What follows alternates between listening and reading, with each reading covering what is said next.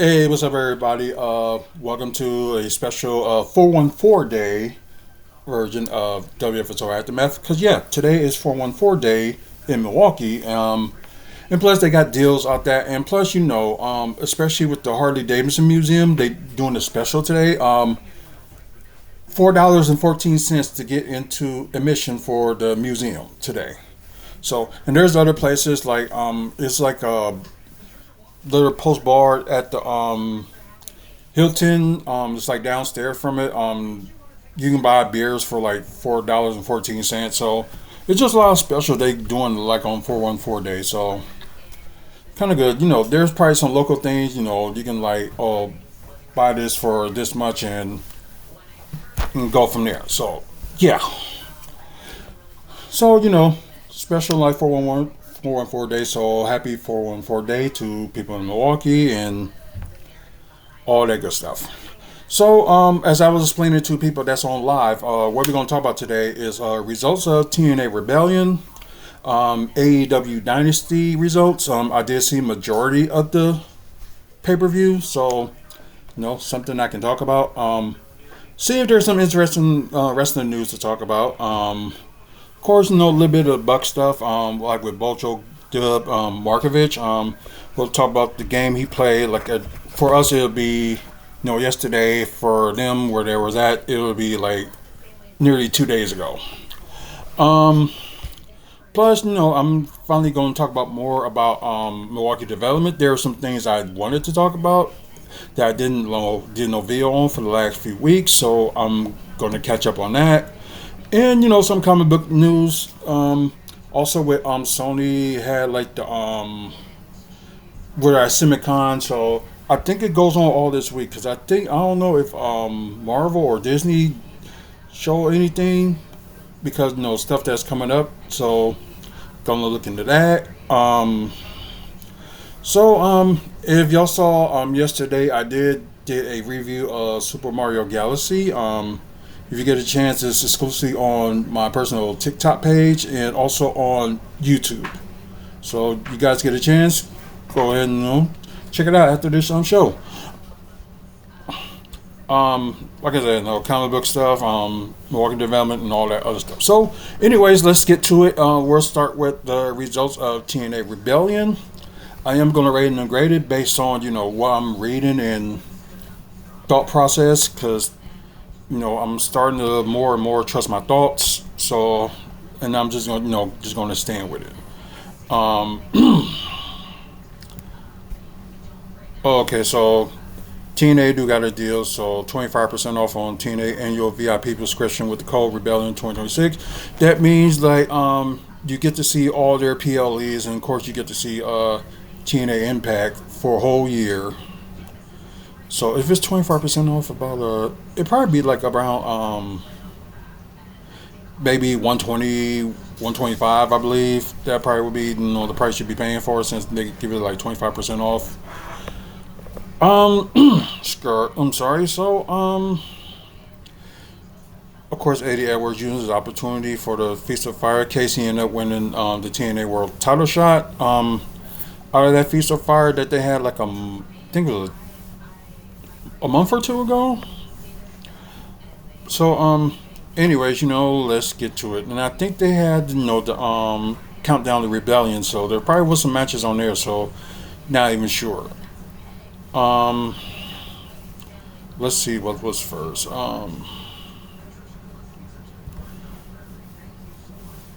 Okay, so yeah, I know it was one of their big four pay per views, but they really didn't. Oh, okay, there we go. They had Ryan Nemeth going against BDE. And before I go on, I do apologize for not, doing a WFSO preview on these two PLEs. But Friday I went to the Bucks game, and as y'all saw, there's the video out now on YouTube. I recorded the closing moments of the game, so it was really interesting. So you get a chance, check that out later. And I think just Saturday, yeah, no, I didn't work Saturday, but I guess I was just feeling the effects because like I was in Milwaukee and now I'm back in my temporary home and I was just so exhausted, just didn't feel like I didn't want to do like anything. So that's why you didn't get WFSO throwback or me doing the WFSO preview of either of these. So yeah, cause it seems like BDE is like really impressive with everybody in TNA. So that's why they're gonna keep them around for a while. Let's see, Ryan Nemeth won. Okay, it's crazy. But I guess they trying to push Ryan Nemeth. I guess trying to go solo and stuff like that. So you know what? Hey, where would the case there be? Okay. We know about now with the AEW TNA beef. Although before the partnership that that WWE has with TNA. Although y'all guys should know that they've been working with each other for like a while now. It's just not. It's noticeable, but it's not like to notice. Sorry, I gotta get my drink here. And the little one wants to come out. Come here. Come here. I got you. Okay, so y'all probably gonna end up seeing Daisy, our little chihuahua, well mainly the wife's dog, but it has this bonus like it wants her, then at times it just wants me. Well, so because she's cold. All body warm. Yeah. But when I took them outside, she was just like all in the sun, just like happy, just laying down. Yeah, because it's sunny. Yeah. So yeah, she was happy about that. But anyways, oh, they only had like, oh wow, they only had like one match for the Countdown to Rebellion. But then again, that's fine. One or two matches, is good enough. So can't complain much on that. So the X Division Championship match will kick off the main card with Cedric Alexander versus Leon Slater. Knowing this, it's probably end up being like a good match between them two. So, and plus, it'll be a title more for the system if Cedric Alexander win. So, let's see. Sorry guys, I'm just like reading a little bit. I'm a little bit of a fast reader by mind, but by reading it myself, I am not that fast. Try to be, but it never works. So so don't mind me, you guys who's watching, the pre-recorded episode of me and my, fast reading. Oh, nice. I don't know. There was a few. I think it was in AEW as well. They did a tribute to like AJ Styles with doing like his move. So Leon Slater did the same thing. So. That's cool too. So yeah. Let's see. Okay, Leon Slater did retain, so that's good news. So, the future is bright for him. So hopefully, he keeps that division title. And like I said, y'all, don't forget they do have like option C, which means he can relinquish the X Division title to get a world title shot. So that's still in the cards. So maybe he'll, do it option C if Bound for Glory. You never know. Frankie Kazarian versus Elijah. Okay, so just a regular singles match. Like I said, I'm glad they are treating like Elijah like a little bit better in TNA. Although there's times he'll be every now and then on NXT, which is fine. But it's like the only title he won in WWE, I believe, was the when they did the 24/7 title, and that was it. So hopefully at some point he does get a title shot because I think he would do fine. And oh god, okay. What?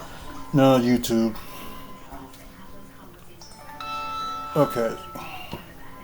Hold on a second, guys. So let's see if I can do it again. I don't know why it suddenly, just stopped. So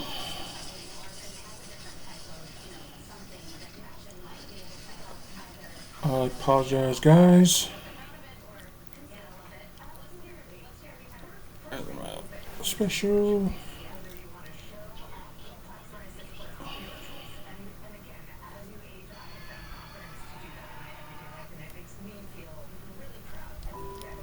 Just say 414 day 2. So you never know it's gonna be more than just a one-parter. And everybody else, is fine, but well, it kind of explains one thing. What? Okay, the data. So I gotta really hold on, guys. I gotta do the Wi-Fi thing on this phone. Like I said, that explains a lot, and it wasn't on, so that's why. So let's see. Okay, now it's connected onto us. So let's go back.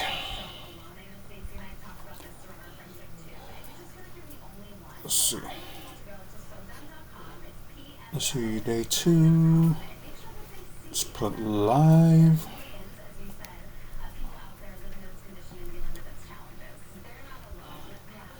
And of course put today's date. And that's the thing with being on live, crazy things can happen. Okay, so I set the public, do all that other stuff later. And let's see if we can go back on live. So, crazy dog. Okay, guys, the ones who just joined us, on YouTube Live, we was off for a little bit because it wasn't really like connected to the our Wi-Fi. It was like on its own, and I think this phone had like a certain amount of data that could be used. So, hopefully, that fixed up, and hopefully we don't have any more interruptions on the YouTube Live. And why the lady is looking at me for some reason, don't know why, but I'm getting kind of scared. But anyways, back to what we was talking about with the people that's alive, and plus people with they're on the pre-recorded version of this. Let's see. I think it'd be interesting to see like Elijah do with the slingshot cutter. That would be a good one. Probably something I'll watch on a replay. But crazy enough that Kazarian did win and defeat Elijah. So probably did his cheating way. So what else is new? Then they did their injury report. So it's just been crazy. Both Hardys been medically cleared for the tables match they got on that pay-per-view. ODB and Mickey James has been cleared for the hardcore country match. Stack suffered from a black eye and bloody nose, but is cleared. So he don't have a match, but he's gonna be like side of his fiance, which is Ariana Grace from NXT, because she got a knockouts title to defend. Okay, so both Eddie Edwards and Mike Santana have been evaluated and cleared for ring action. I think they had a match this past Thursday. That's probably why, they saying that. Yeah, I did hear what happened, the results of this match with Moose and Special Agent Zero. He did interfere while he was going after Eddie Edwards of the system from the what the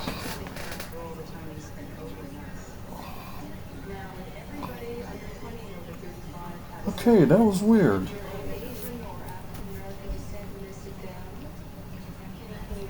It blew me out again. Okay.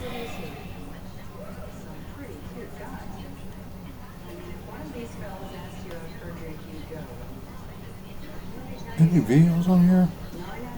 Okay, so I don't know how the videos would get something to do with the live, so let's see.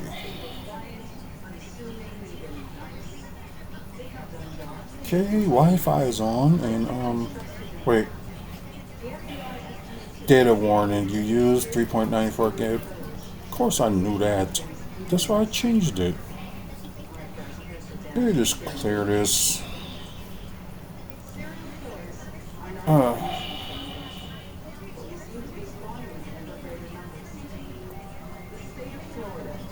oh yeah, that's what it is. I understand today, but we're on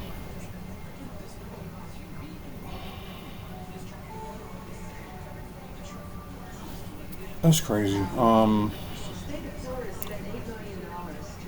Sorry, I didn't know about the data with this one.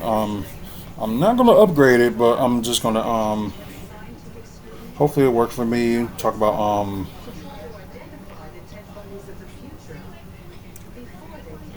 like I'm not gonna update it. I'm just gonna just say WFSO live.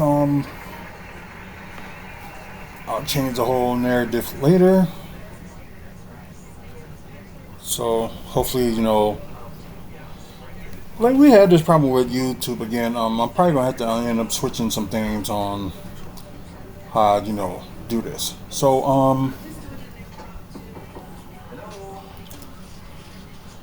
okay, for those who just joined us on YouTube Live, I apologize. I don't know why it's just suddenly like out, but wherever the case may be. Okay, so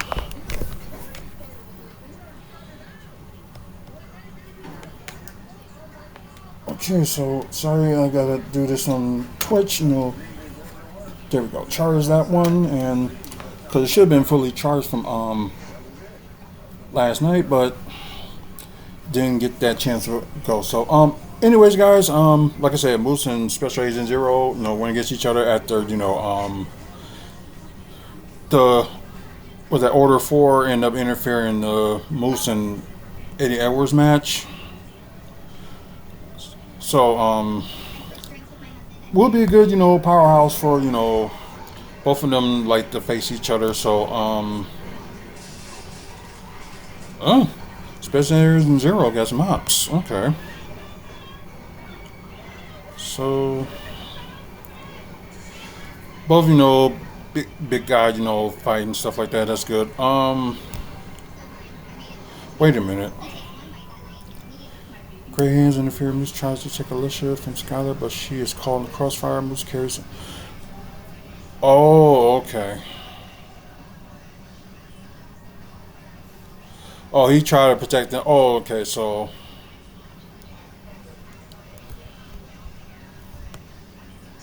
Special Agent Zero did defeat Moose, and I guess it's a good way to like do that match because you don't know which one of them you want to win, but it's like at least just make it like this somehow that you can twist the story, and if you want to continue on, you can do it from there.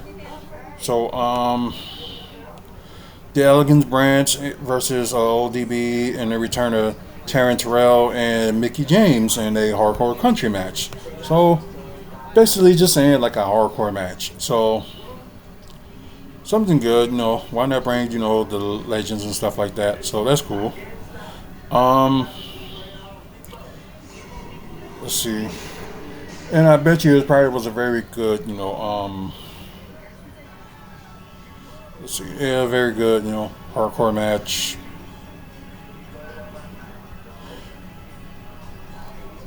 And lollipops. Okay. How creative. Um, let's see. I'm just reading a little bit more, so don't mind me. Oh yeah, they really ran country, all right. That's crazy.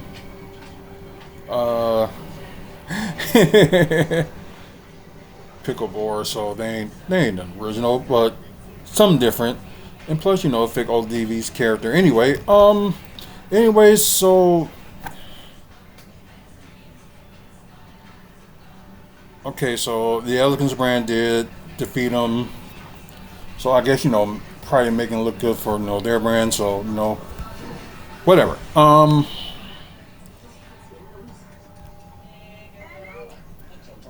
Oh wow. Oh okay. So this was the breaking news that they was talking about, and I didn't really sure like what was going on. So ODB is now going to be in the TNA Hall of Fame for Bound for Glory when they have it this October. So congrats to her and about time. Uh, let's see. Well, this is kind of interesting. So AJ Francis going against Nick Nemeth, accompanied by Baron Kozer, the Cleveland Browns throwback quarterback. I'll just say throwback because didn't know you want to say legends and stuff like that. So wherever the case may be, I saw clips of this, and although the match was very interesting and very good. But I don't know if for Nick Nemeth it's just like a one time face turn only, or it's just they trying to separate him from his brother or stuff like that. Who knows? Um. Okay. Was dressed in like a Cleveland Browns gear, so it's kind of like Nick Nemeth's hometown anyway. Well, yeah. So yeah. So it's beneficial for him. Represent football team. Let's see. Teo4939. Hey, welcome to the live. I appreciate it. And like I said, for you guys on YouTube that just joined us, we were like filming live earlier twice, and something out of nowhere, just cut out for some odd reason. I don't know why. So hopefully this time stays in place.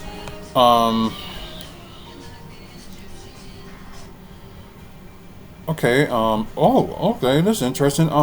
That probably explains the match that's going to happen this Thursday between Casey Lothario and AJ Francis. He did return. Wait, Casey wrestles. Okay. Let me see.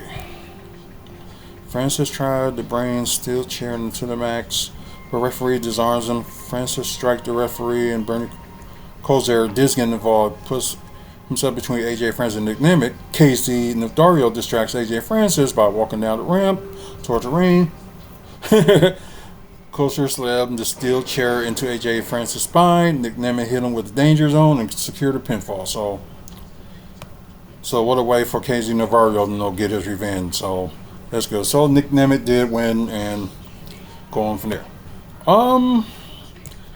I heard a little bit of controversy of this next match for the TNA Knockouts Championship. Like I said, from the NXT, Ariana Grace will defend the title against Leland Lee, who she took it from January's PLE, or pay-per-view, I should say. So yeah, the Zaya Brookside is out on corner, so I'm not gonna tell y'all about what crazy thing that happened. So I'm just gonna like read it down there, then I'll explain it to y'all like afterwards. So okay. Sorry y'all, I'm kind of like a fast reader by mind, but when me speaking out loud, not so much. Yeah. Okay, Stacks tried to interfere, and Zaya Brookside stopped him. Stacks was ejected. Tornado watch is going to be issued for southeast Wisconsin. Not surprised. Okay, okay, good. Wait a minute.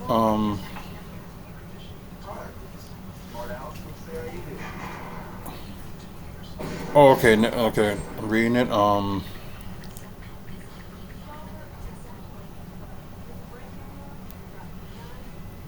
Okay.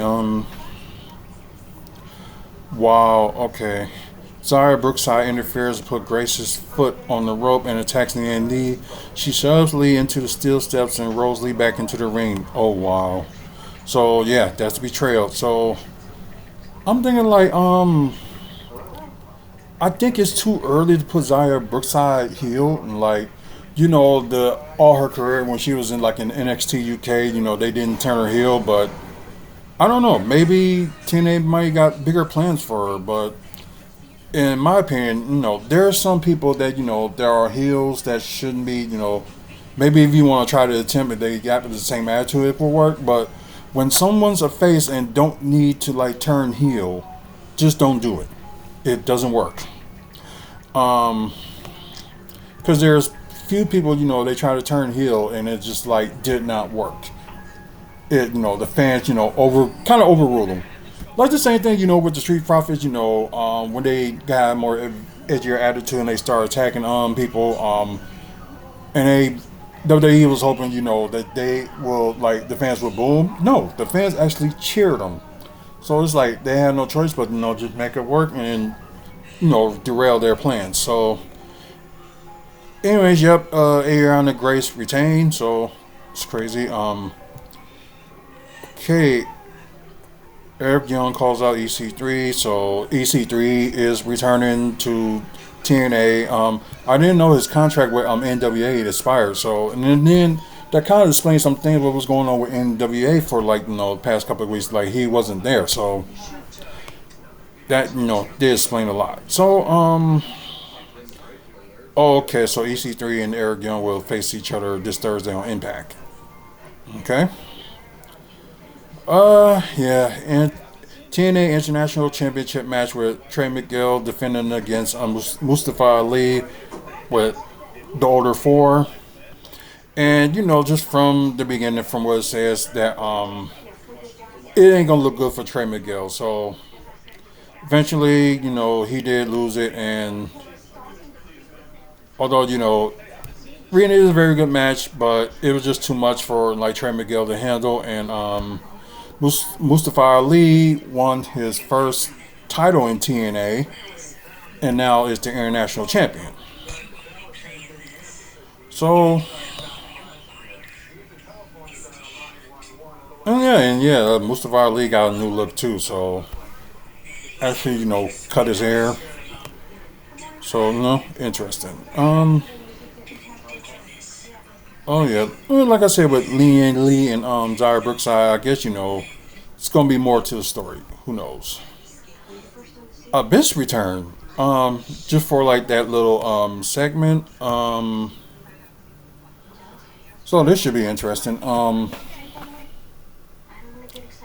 What the? Can you help my fundraiser with $5 donation? My sponsor, I'm a wrestler. Um. Whoever you are that's on TikTok, send me a separate messages and maybe we can talk from there. I don't think right now this is the part to talk about all that stuff. So send me a separate message and we'll talk about it from there. Um. Anyways, cool. The Abyss return. So I don't know what his role gonna be. Help assisting with Rosemary. We'll see how it is. You know, go from there. Um, TNA World Tag Team Championship. You got the System, uh, Bear Bronson and Brian Myers going against the Hardys. Um, they should have had a stipulation from this match after them being attacked by the Righteous Ones. Although they did have a match against them 2 weeks ago, and they did end up as you can tell retain the titles. Um, yeah, man. Typical. And oh my God, okay, they did win. Oh, okay, the System did win the tag title, so that's something that they got in their belts. The new System. So wow, okay, something different. Didn't expect that, but Yeah, it did happen. So the system are now new TNA World Tag Titles. But did anything happen like during that? Let's see.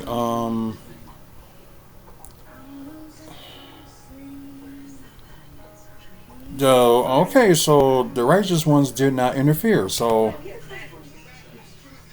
but the other members of the system interfered. Actually, no, which is kind of a shocker. But okay, they won it fair and square. Give them that. Um, let's see. Alyssa Edwards with Moose backstage. Moose wanted to take Alicia to the hospital, but she insists to stay for the main event. Hmm. Then they mentioned the matches that's going to happen this Thursday with EC3 facing Eric Young and Casey Navarro returning to go against AJ Francis. So yeah, and plus the main event, the TNA World Championship, Mike Santana defending against Eddie Edwards, which I explained he did win the Feast of Fire suitcase that had the world title shot on it. So cashing it in and going from there. So let's see. And the crazy thing is like before this, Mike Santana was on NXT this past Tuesday. I think he was helping OMT with the Dark State. Um, but OMT and Mike Santana did win that match. Um, let's see if there's gonna be yeah, I kind of figured this was gonna happen. But I thought it would have already happened on the sacrifice, but it happened tonight. So Alicia did show her true colors and did betray Moose. So I'm not even surprised. But I guess I'm a little surprised that it happened at this time. It didn't happen at sacrifice. So yeah, I guess go for the cover.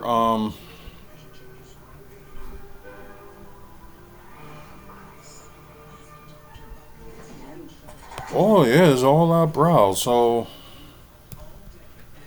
my Santana did retain, so that's good. So they tried to interfere, and Moose was on Mike Santana's side, trying to do as much he can, prevent the system. So Mike Santana did his finishing move and pinned Eddie Edwards for 1, 2, 3. So yeah. Oh wow, what a colostic cluster of a match. So a lot of things, I guess it did needed to happen because we knew at one point that Alicia was going to betray Moose, but they made it look good, and just like shockingly that it happened. Oh hey, Chad the Topper, thanks for the like and subscribe. So I appreciate it. Okay, for you guys that's watching on YouTube, we're trying to get to 1,000 subscribers because when we get to that point, we will start doing giveaways and things like that. So stay tuned. And if you guys that's watching through TikTok, we're doing a giveaway as well. If you can get to 500 likes, y'all probably already know what the giveaway it is, but I will tell people that that probably just joined us on TikTok. I will let them know about it before the show's over. But yeah,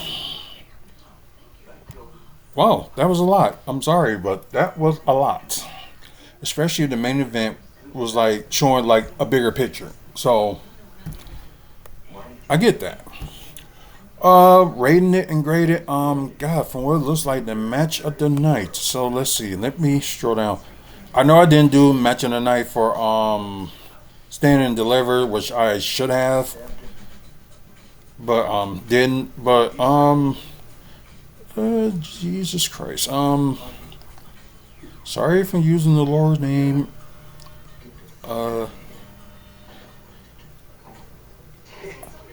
Well, it was hard to tell, but I had to give it to the women on this one with the hardcore country match. So I will give them, the match of the night.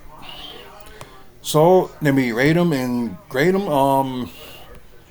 With Rebellion being, one of their big four pay-per-views. Um, I'm and plus, writing out matches as well. So, and plus, one of their big four is not like one of their like it's one of their big fours, but it's not like the main one. Their main one is, of course, is I thought it would be Slammiversary, but it's actually Bound for Glory. So, I would have to maybe grade this maybe like A minus. I would grade it A minus. Rated it, I probably will. It will be very close to a 10, but I would give it, a 9.5. I'll do 9.5 and give it like a 9.5 out of 10 and grade it like a solid A. No, I say A minus. Okay, I say A minus. So very close to a solid A, but yeah, A minus and 9.5 out of 10. So there we go with that one. So we're going to move on and go to AEW Dynasty, which I told you guys earlier. I did see majority of that pay-per-view because, somebody kind of leaked it on YouTube. Not saying any names, not saying who, but, I'm glad the person did, and it's cool. So 0 Hour I did not watch, but I did hear what happened. So Camille ended up attacking, Willow Nightingale, and this Wednesday she has a TBS title shot. So against them two going to face on tomorrow. Let's see what happened. Alice Windsor defeated Mariner Severe. So okay. Another 0 Hour. Camille defeat Big Annie. I think it was somebody local, so I'm not even sure. And the AEW National Championship. So why Jungle Jack Perry gets that treatment of defending his title in the 0 Hour? I don't get it. But anyways, he did retain, defeating Mark Davis of the Don Callis family. Oh God, can't stand the Don Callis family. Oh, and there was another match for 0 Hour. Divine Domination. Sorry, I probably said it wrong, but they did win and beat High End and Maya World. Get down here. Oh, you better, because I was going to throw a shoe at you. But, anyway, so they, kicked off the main card. I did see this match, and I thought this match was very interesting. Nothing against, Kinoshé Tazuka and Tsukada Okada. But him holding that international title for so long, it feel like it was like 3 years since he hold that and defended not so much, but still it's like why? Like why he didn't lose it? He did, because they did, combine, the Continental title and the international title, so it was like a combination. They did have it both. Then I forgot who beat. I think it was Kenny Omega that beat Okada for that, and ended up being yeah. Yeah, at that point, let's just say that. So good match. The Young Bucks did defeat both, Okada and Konoshé. So that's kind of interesting. And two already Okada and Konosuke don't get along anyway. So yeah, that's crazy. Ricochet and the returning Chris Jericho. They kind of did this build this matchup this past Wednesday. So Jericho made his return and signed. His AEW contract just to stay a little bit longer, whatever. Because I know people was hoping Jericho will go back to WWE, but hey, I guess not saying there has-beens, but the older wrestlers, I guess they want to stay around, and I guess AEW is the place for them. But anywho, this is a possible match of the night, but we will get to I'm officially saying who is match of the night is. But I was shocked about the results. So Ricochet did beat Chris Jericho. But then again, Ricochet's team, had he was a company. I forgot who they were. I think they say more of it on the bottom. So let me read it. Where is it? Let's see. Well, it was good. The crowd did chant it. You still got it, so that's good. And the crowd chanted "Boy Ricochet," so they ain't nothing new. Let's see. Okay.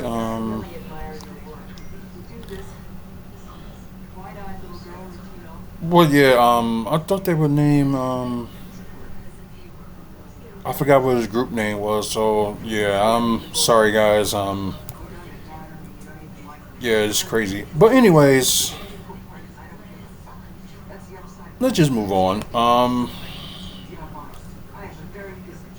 Let's see. Then you got an interesting match. I guess the winner will receive a AEW World Title shot. I didn't know that until just reading it now. But I did see this match. Darby Allin, you might as well call him a AEW original, but still, he had the tag titles in TNT title, but why don't they give him something, gracious? It's like the same thing, they doing with like Orange Cassidy. He has like multiple titles, but never had, the AEW title, which, I would like to see either Orange Cassidy or Darby Allin to get it next off of MJF. But yeah, Darby Allin did beat Andrade El Idolo. I did like the finish on this one, especially like it was an awkward pin that Darby Allin did, which I thought was great. Um, but yeah, and the two did, shake hands afterwards. So Darby Allin does get an AEW title shot. Maybe it's on their next pay per view, which would be Double or Nothing. That will be in May. Who knows? I did see this match as well, and I I guess you kind of wanted it, the Christian Cage and Adam Copeland to actually, win, the tag titles, so it would be on their resume. But then again, this storyline probably is not even far from over. But FTR, they did win and beat, Christian and Adam. Eh, what can you say? I thought that gauntlet match was a very good match too, and I didn't know the TNT Championship was vacated. So I take it, probably what's his name is injured, so whoever's calling me, they just gonna have to wait. Um, so Kevin Knight, after him and his team, Speedball, and I forgot who else was on that team that won the trios titles. After losing the trios titles on Thursday on Collision, so he ended up winning. The Gauntlet is now the TNT champion. So I swear I thought it was Kyle Fletcher that hold it last, and let me see if they explain more what happened. Um,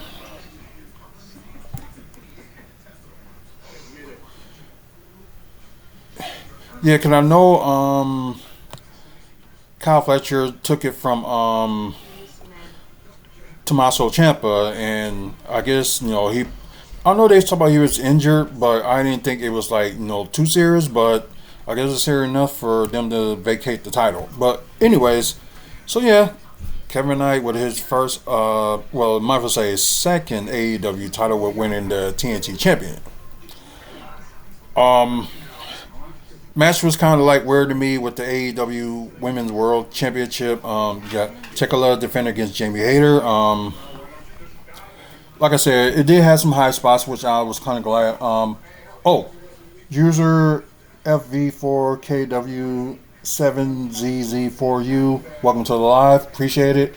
Anybody wants like a shout out, just say hi on here, and I'll shout your name out.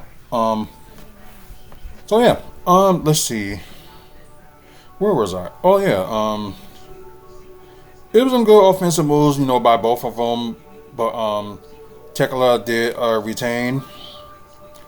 Let's see. Yeah, Continental Championship. I did see that. Brutal match, and like I said earlier, like Will Ospreay did. Give a tribute to AJ Styles. Did the Styles Clash during the match. I was thinking like maybe Will Ospreay was gonna win it, but that did not happen. So John Moxley ended up retaining. I guess Darby Allin will have big plans on Wednesday's Dynamite. They probably talk about that. In the Trios Championship, the congregation with the returning Kyle O'Reilly and Vancouver's own.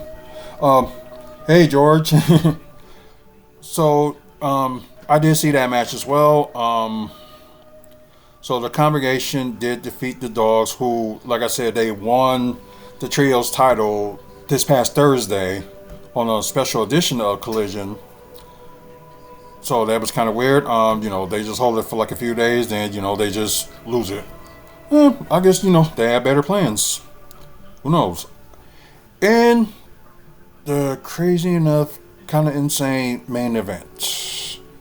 Saw parts of this, but didn't see the closing moments of it. So yeah, MJF did beat Kenny Omega. Kenny Omega did had the title shot when he went against Swerve Strickland a couple of weeks ago, and part of his ownership for AEW versus Swerve Strickland's title shot. And as you know that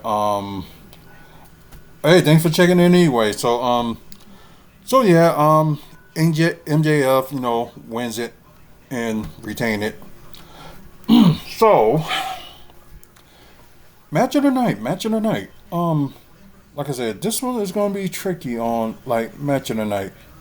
Cause I mentioned one match, like I said, Ricochet and Jericho. That was a possible match of the night, and plus the Gauntlet for the vacant TNT Championship would have been match of the night.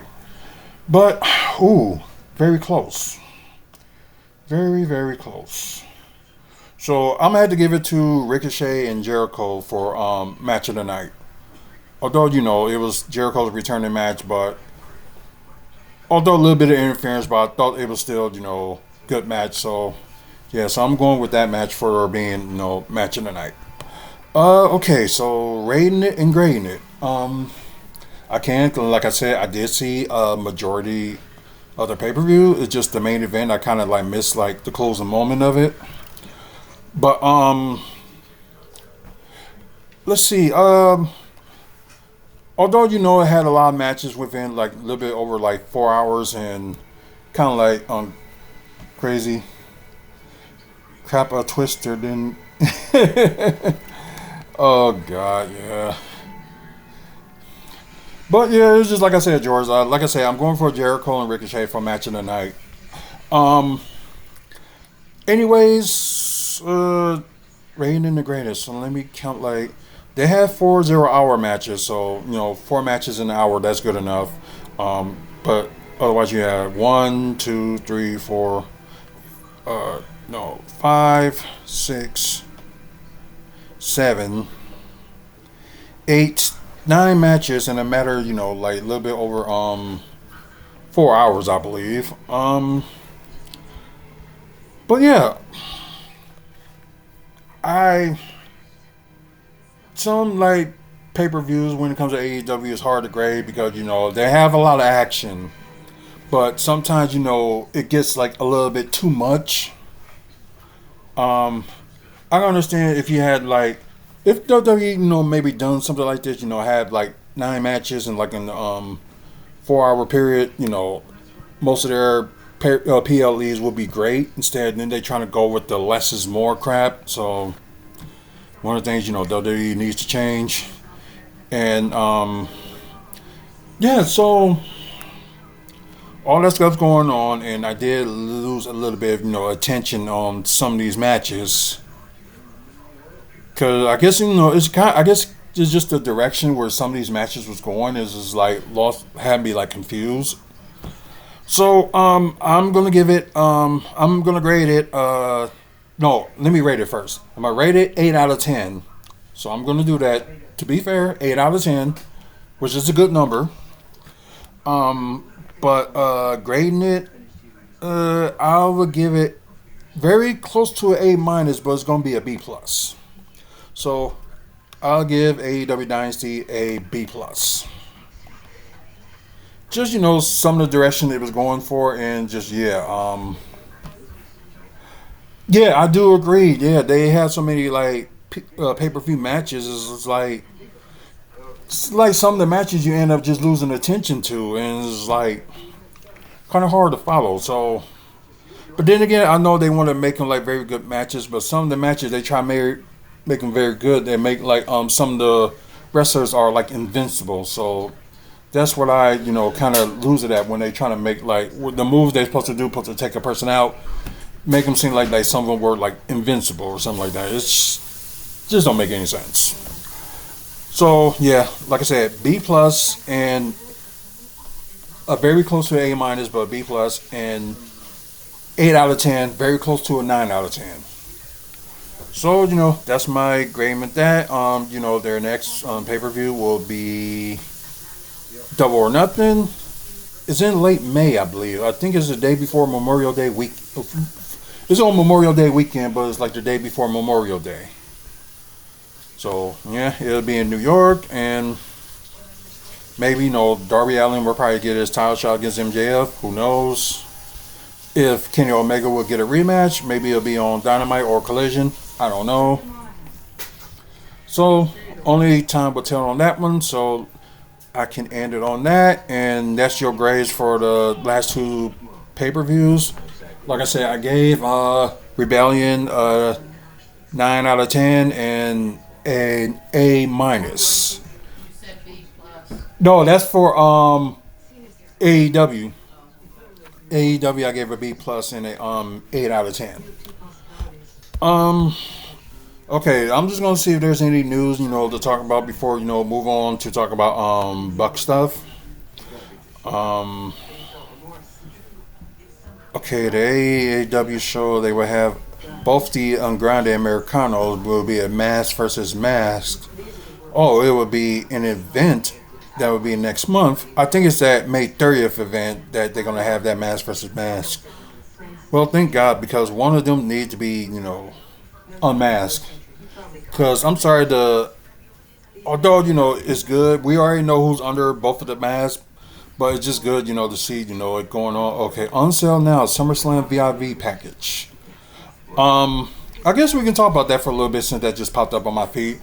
The package they got, of course they did it in Cleveland last year, and 400,000 was they said I think it was like 40,000. And I think that was the high for their package for Cleveland, and for Minneapolis, it's 20,000. So a bit lower, which I could afford. That would have all the access, tickets to front of the ring for ringside for like both nights, and of course I'm gonna be at SummerSlam regardless. But yeah, it's I don't know. But they probably will have a whole bunch of meet and greets and stuff going on around there. Like they do have it with WrestleMania. They have a whole bunch of other meet and greets. And, they have WFSO World going on. So me, it probably all depends on the prices. Like if they did like the same thing they did with Elimination Chamber. Had a certain amount of guests. And plus like affordable prices. That would be a good move. Or, have like some, free meet and greets, first come, first serve. Do that. They did it with, I can't believe I got his name. Penta. Yeah, Penta. So, yeah, I ended up missing on that one, but, no, I did explain it I think it was on the, March episode of Aftermath, so I explained that, let's see.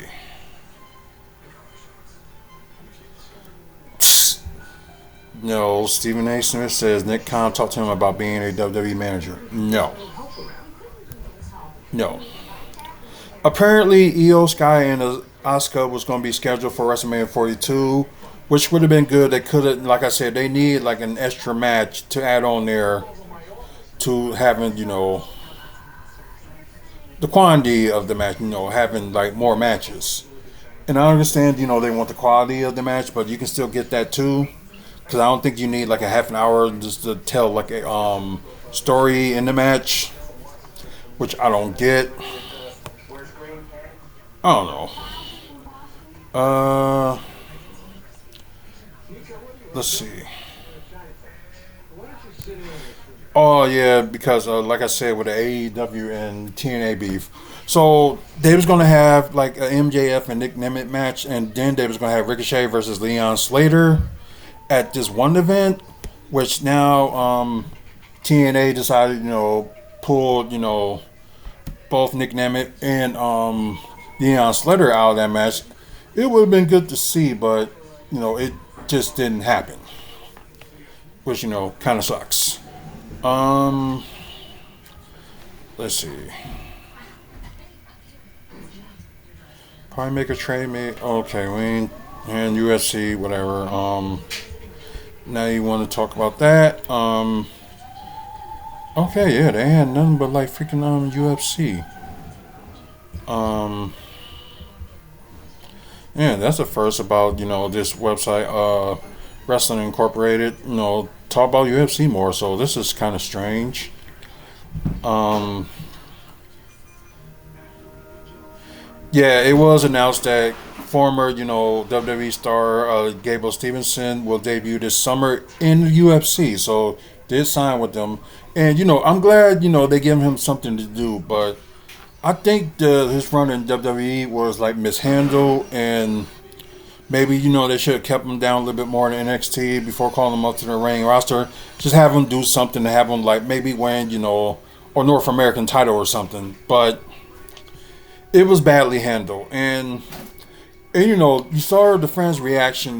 They was booing him because they was trying to make him like the next Kurt Angle, which I don't know how that's possible. And they'd be looking at when they thinking Chad Gable could have been, the next Kurt Angle. They didn't boo that, but it's just stupid. Fans at times. And I'm saying that for everything, and I mean I'm gonna get on this subject about when it comes to movies, TV shows, also with wrestling, basketball, and stuff like that. Fans don't always know what they want. They're going by just what they think, in which half of the time it's not logic, it's not common sense. They okay, maybe we should go for this player and da da da da. Explains to me like what I was talking about yesterday with a friend I used to work with. He's talking about like the Bucks should go for DeMar DeRozan. I think the Bucks don't want to go backwards because they get DeMar DeRozan. Not saying he's a bad player, but he's not a very good three-point shooter, and you don't need that around Giannis. You need at least a player that's like a good three-point shooter. That's gonna be the second star, kind of like with Chris Middleton. And here's an interesting thought. They could get Chris Middleton back if they want to. Stacy in there? Yeah, she's right here by me. Like I said, they probably could get Chris Middleton back if they wanted to for a cheaper price. The only reason I'm saying they could because maybe they want to keep Giannis. That'd probably be one of the things that they could do. But When you're done, can you get his TV back up for me? Because Yeah. I'm done with that bedroom. yeah, sure. I say they get Chris Middleton at a cheaper price, then by all means, yeah, go get him. But if he want the amount that he had, this past season, no. I'm sorry, he's not worth the contract. Although, he's getting like some of his like shades back and stuff like that, like scoring and things like that, but no. He is not worth that much of a contract. Maybe like a $5 million contract. As a lot of people say, Chris Middleton did rob the Bucks blind by the contract, especially with a lot of injuries that he had, and half of y'all were saying like they should keep Chris Middleton, blah blah blah blah. Majority of his career, he's always injured. So, really, think about that. Think about that. But anyways, back to this. Liv Morgan came out with a vehicle called Trouble. I'm so and so with it. Maybe if I watch it again, maybe might have a change of tune. But right now, I give the video and the music, good beats. But I guess just in general, I give it like so-so. I'll say so-so. So yeah. Um, but yeah, let's see what else. Of course, they're setting up the stage for WrestleMania 42. Um, let's see. Okay, on Dynamite, Kevin Knight will have his TNT Championship title defense on Wednesday.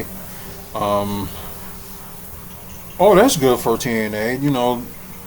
Their ratings are getting up there, and by people, say like people watching AEW on TBS, TNT, and HBO Max, they got good numbers. Same thing could be said about TNA. Same thing could be said about NXT, SmackDown, also Raw, and where other shows is out there. NWAF, for example, as well. You never know. Um, let's see. Okay, a two-night blockbuster for specials for Dynamite and Collision.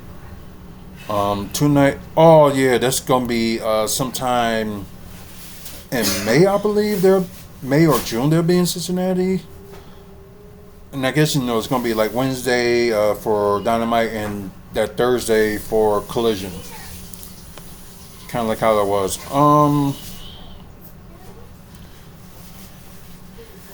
So like Kenya, she's a former CMLL, sorry, and I guess she was a. Oh, she left CMLL for AEW when they purchased it, last year. So anyway, she made her AAA debut. I didn't see it yet, but I That's am. what it sounded like. You said she married Triple H. I'm like, huh? No, she made her AAA debut this past Saturday. I didn't watch it, but I am going to at some point just to see, how it goes. Okay, so guys, a little bit more explaining with the that trios title change. Gabe Kidd did get injured during that trios match. Okay. Oh yeah, and that about Shawn Michaels like reflecting back from how he was until how he running NXT and stuff like that. That is out, and I believe they said it was out on Netflix. So, and they did explain a little bit more about the Hulk Hogan thing that's coming out when next Wednesday. She don't, but I guess it was with his last interview ever before he passed. I think it's gonna be worth watching because I do want to get his reaction on how the crowd did boo him on Monday Night Raw for his last appearance. Just get his reaction and see what he like reflects on things that's going on. Especially the controversy that he had. Since they did the reality show Hogan Knows Best in with his ex-wife and his other ex-wife and his current girlfriend or wife or wherever she is. So yeah. So the last I would say maybe like 20 years he's been like facing controversy of a lot of things. That's just crazy. So I will watch just to see what's going on, and it's just gonna be like a wait and see type of moment. Um. Oh yeah, because this Friday on SmackDown there will be a Andre the Giant Memorial Battle Royal. Carmelo Hayes did win it last year, and you see the results of it that he did actually had the United States title. So, and I think he did had a good run with it. He did. So, if they're gonna put it back on him again, or they'll have him reach like a higher ceiling, like maybe go for the WWE title, I don't know. So, if they just want to keep him around for the United States Championship thing, why not? Because the plan is this is from what I heard, so I'm not gonna like say it's true. So you can take it with a grain of salt, and be like me, like believe it till you see it. But I guess the plan is, for Sami Zayn to lose it at WrestleMania against Trick Williams and have Melo and Trick Williams go against each other for it. Maybe having like a long feud or something like that. Which, you saw them feuding in NXT, before Carmelo Hayes, got called up and all that was going on. So, of course, Carmelo Hayes did do it all in NXT and had a good reception about it too. So, and of course, a lot of people are pleased, with both Trick Williams and Carmelo Hayes. So, maybe this feud, if it's going to happen, we'll take it up on the next level. So, you know what? That'd be great.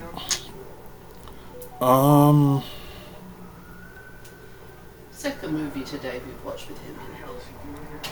Oh yeah, because he was on Halloween Ends, right?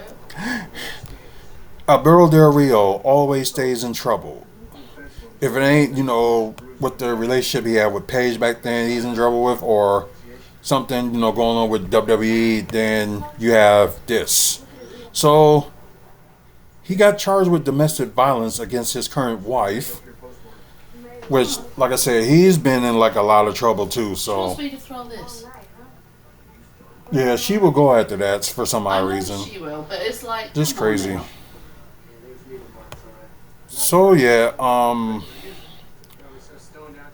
and of course, he was at one point, when WWE brought, AAA, he was the AAA Mega Champion. So, and plus, I guess, with his background and stuff like that, that WWE don't want nothing to do with Alberto Del Rio, which, as you can see here, and all the other stuff he had going on in the past, you can see why. So, I think it was sometime in May they had having lose it to El Del Vico.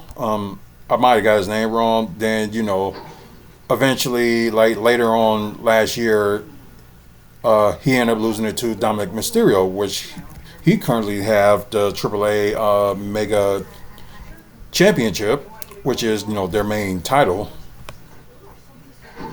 So yeah, at one point, Dominic was double champion, the AAA Mega and also Intercontinental Champion, which he lost it to John Cena in November, before Survivor Series where they had a rematch, and Dominic won it back. Then recently Dominic Mysterio lost it to Penta.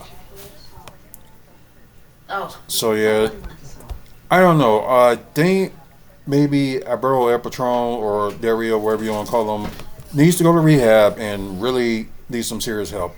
Now I think WWE that's because it's should actually you can intervene hang and help them Yeah. with that, because with WWE's rehabbing programs, it's They're been tight. working wonders It's for so freaking certain tight. people. Like who? It was somebody that recently they was talking about that I have did some little ones left over. God, now he Yeah. once played Mordecai, but now he's Kevin Thorne. Because they're actually So very Kevin much Thorne like was resin like in a molds rehab to program for feel. WWE, and And I was like, turned his life what? If I around. put flowers in there, they're Sometimes he gonna fit. wrestled, and most of the times So he's I'm like, in how real am I gonna estate. hold- So oh, I know, I've got extra resin. that's his good, backup job. So, which is good for him. So, like I said, the rehabbing You put the program that resin WWE in, has, you then put it the works flowers wonders. in, and then you let And it dry so the there are flowers some people seal that in I the think resin. should have like had the help. Like another thing, like WWE should have did that for See, I China, tried that China a before few years she back ended when I up, first started working with resin. collapsing. So, And, oh oh God, mess. around this time, years ago, she died. That's crazy. And I think it was 2 days before my birthday she died. Yeah, for you, I can actually get some little purple That's flowers just and an- do little purple I don't ones. know how the tangle web we weave, and it's just like all full of circles. Yeah. That's just. Yep. Excuse me, guys. It was just something. Yes. That's crazy. They're like. Then Hasim did had his wrestling debut this past Friday on SmackDown. Went against Kit Wilson. But they're just little babies. Of course, we know, he is good in the ring, and the gimmick is very workable, and AEW, at one That's point, why a lot of them did level what up they their did, but marbles. they didn't do it enough. Because it's So easy to then pour it in. WWE, Otherwise, you know, it takes using his such a gimmick long more, time to and do it. it's over by And, everybody, yeah, especially like it's- people that if I didn't had know Micro about him Powders, I when could he was paint in it Ring of with Honor Micro and Powders and do it AEW. that So way. But even then, I'm glad it to see the takes a success of lot Danhausen, work to and do, I'm eventually and will get if you his make a shirt, mistake, Micro is so but hard to. probably be something like around my birthday. I probably will like buy a WWE t-shirt. So it's been a while since I brought one because I got one too many that can still fit. Well, what it is, But yeah, that is. so there's a few shirts that is colored on my resin. list that I want to buy. You buy the Like I said, stuff Danhausen that colours is it yourself. one of them. So when you see it do solid like that, it's because you And can I think actually Obafemi add was acrylic another, paint and to it. there was a few Paint more that you too buy that I for wanted to kids. get like shirt wise. So hopefully, Now, yeah. Now what they you need to figure can out what they're get gonna do with Britt is Baker. you So can this is just buy ridiculous. clear resin Not dye. using her, and she's still and it's like in basically contract. It's ink. just really stupid. That's just And me. then you can get the colors. Like you can get. I mean, the colors. There's such an array of them. They're so beautiful. Okay, And Roll then Doll you would says he have, like, fought to clear get pink, Kit Wilson on clear TV, blue, and look at the results. It's very working. you know, whatever color it Like, is. somebody did say, you know, maybe Road Dogg wasn't partly to blame, you know, some of the failures of SmackDown, Yeah. but he is to a certain extent, but I do agree it was not all on him because, you know, at the time, you know, Oh, Vince yeah. McMahon, where he was like head and creative, made the final Yeah. decisions on stupid The stuff, angel and wings are the ones that are going to be with Triple H, you know, used for he the does weight got to fight, say and so, they final will decisions, but become then more again, like you got that. TKO was like, let's go this way. You know what I mean? Because it's like, Yeah. sorry, it's like, you know, Triple H may have like a greatest of great ideas, but you know, it gets approved, but then again, you got the TKO like, oh no, we're not going to go this way, you're going to go this way. So it's like, you know, Vince McMahon all over again. So it just, you know, really kind of stupid. But Oh, well, I'll light a candle for her tonight. enough about, you know, wrestling and all that stuff. So probably really ain't much to talk about. So after what I just talk about, so the only thing I can talk about before we move on to like Bogoljub Markivoc, that the ending of Raw, I see what they trying to do, like I understand it, but at the same time, the ending was horrible. No. And I know George was saying to me yesterday, and I seen like some people's ratings on, you know, the whole show, the go home show before you know, WrestleMania. And you only had like 4 matches and it's like 2.5 hours. You had too much the talking segments, which you did, which don't make any sense, and it's like they gotta do better. They really gotta do better. Like I said, WWE has flaws, TNA has flaws. Although the AEW hardcore fans don't believe it, but AEW has flaws too. So, I think, in my opinion, and like I it's said, all of it. I do kind of explain like, you know, what their flaws were on the Because earlier they video, stayed but the same as where Yeah. he was until the meds kicked in and then he started. You know, you could slowly yeah, start to and see the funny change. thing is, you know, Um, WWE did but announce if during he Raw hasn't they have been on this a on weekend, WWE Club, an insider memberships program, and I did, you know, reply to them and see what's, you know, the perks. So it's going to be exclusive access rewards. Also, you know, the money situation. early time you can get on ticket sales. You can like get the information early, and you know, you can buy them early too. Kind of like, you know, what they do with pre-sale, but you know, yeah. Good. So interesting. So if we get more details on it, matter of fact, they probably will have it on here. So because like they did explain it about it on that little commercial that they did. So no, I don't think anybody was thinking it was gonna be a WWE themed nightclub, which they should have brought, you know, like they have with WWF New York. They should have did something like that, you know, as well. I don't know, but I think it would have been, you know, a good thing. But it's designed to bring fans closer to WWE than ever before through exclusive access, rewards, and experience. Oh yeah, some of us will get close, all right. We will want to tell, you know, TKO off. And I explained it. I think it was like a few videos ago that they invited me to join the fan council of WWE. Why I mentioned that I do, journalism, because that's what it is when it comes, talk about wrestling and stuff, and like all these, websites and stuff do too. Once I said I was a journalist, they denied me after that. So, you know what? It's fine. You know what? Whatever. It's not a big deal. Because at one point my wife was with the fan council. She still is, because I don't think they like rebooted it or anything like that. They just haven't sent her like that many questions, because the questions that they were sending, I was actually answering them, in my opinion. Mm-hmm. So, and probably why I answered, they probably didn't like. So that's probably why they didn't send her more, fan council questions. So the details will be available in the upcoming weeks. So that's fine. Even if they do it like, after WrestleMania, that'd be something too. So right. The waitlist site has already been set up for those who wish to join the program, which, I did sign up. So right now it's just a wait and see, what like information and stuff that we're gonna have. And plus, also, WWE is, and TKO is planning on lowering ticket prices all summer long. Because, the wrestlers have been saying it, fans have been saying it for like months, but it seems like TKO and WWE didn't want to hear it. But I think finally when they got some of the wrestlers actually saying something, or it could be, on, the creators' behalf, that probably would want the like same thing. And they say they miss families, watching the shows. You got like adults that, or like, exactly, people that can't afford, because it's mainly, it was for the rich, especially, the cost of their, ringside seats and stuff like that.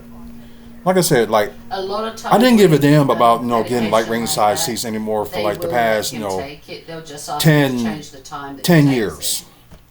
I didn't care, because, I've been there, done that. And like I said, it's good and exciting and all, but not like, like too exciting. So, personally, if I was ringside seats for house shows, I would prefer that than, anything, because, with, the wrestlers and WWE, when it comes to house shows, they get, close and personal and stuff like that. So, yeah. So, anyways, enough about that. And let's go to Bogoljub Markivoc. Mm-hmm. So, the game they played, for us, it was yesterday. And for them, it's almost, 2 days ago. They did lose 89-85. Yeah. Markivoc did have 16 points, 3 assists, and 14 rebounds. So another double-double for him, which, is good. Like I said, you're seeing him improving like more and more every day. Like I said, the 6'11" guy, 20 years old, will be 21 in July. It's probably around the time hopefully they'll invite him back to the summer league and go from there. And actually, if he wows them, I believe they will sign him this offseason. I think they should. Because I know there's going to be some players that they're probably going to be thinking about, which players should we get rid of? Like, I got an idea for you.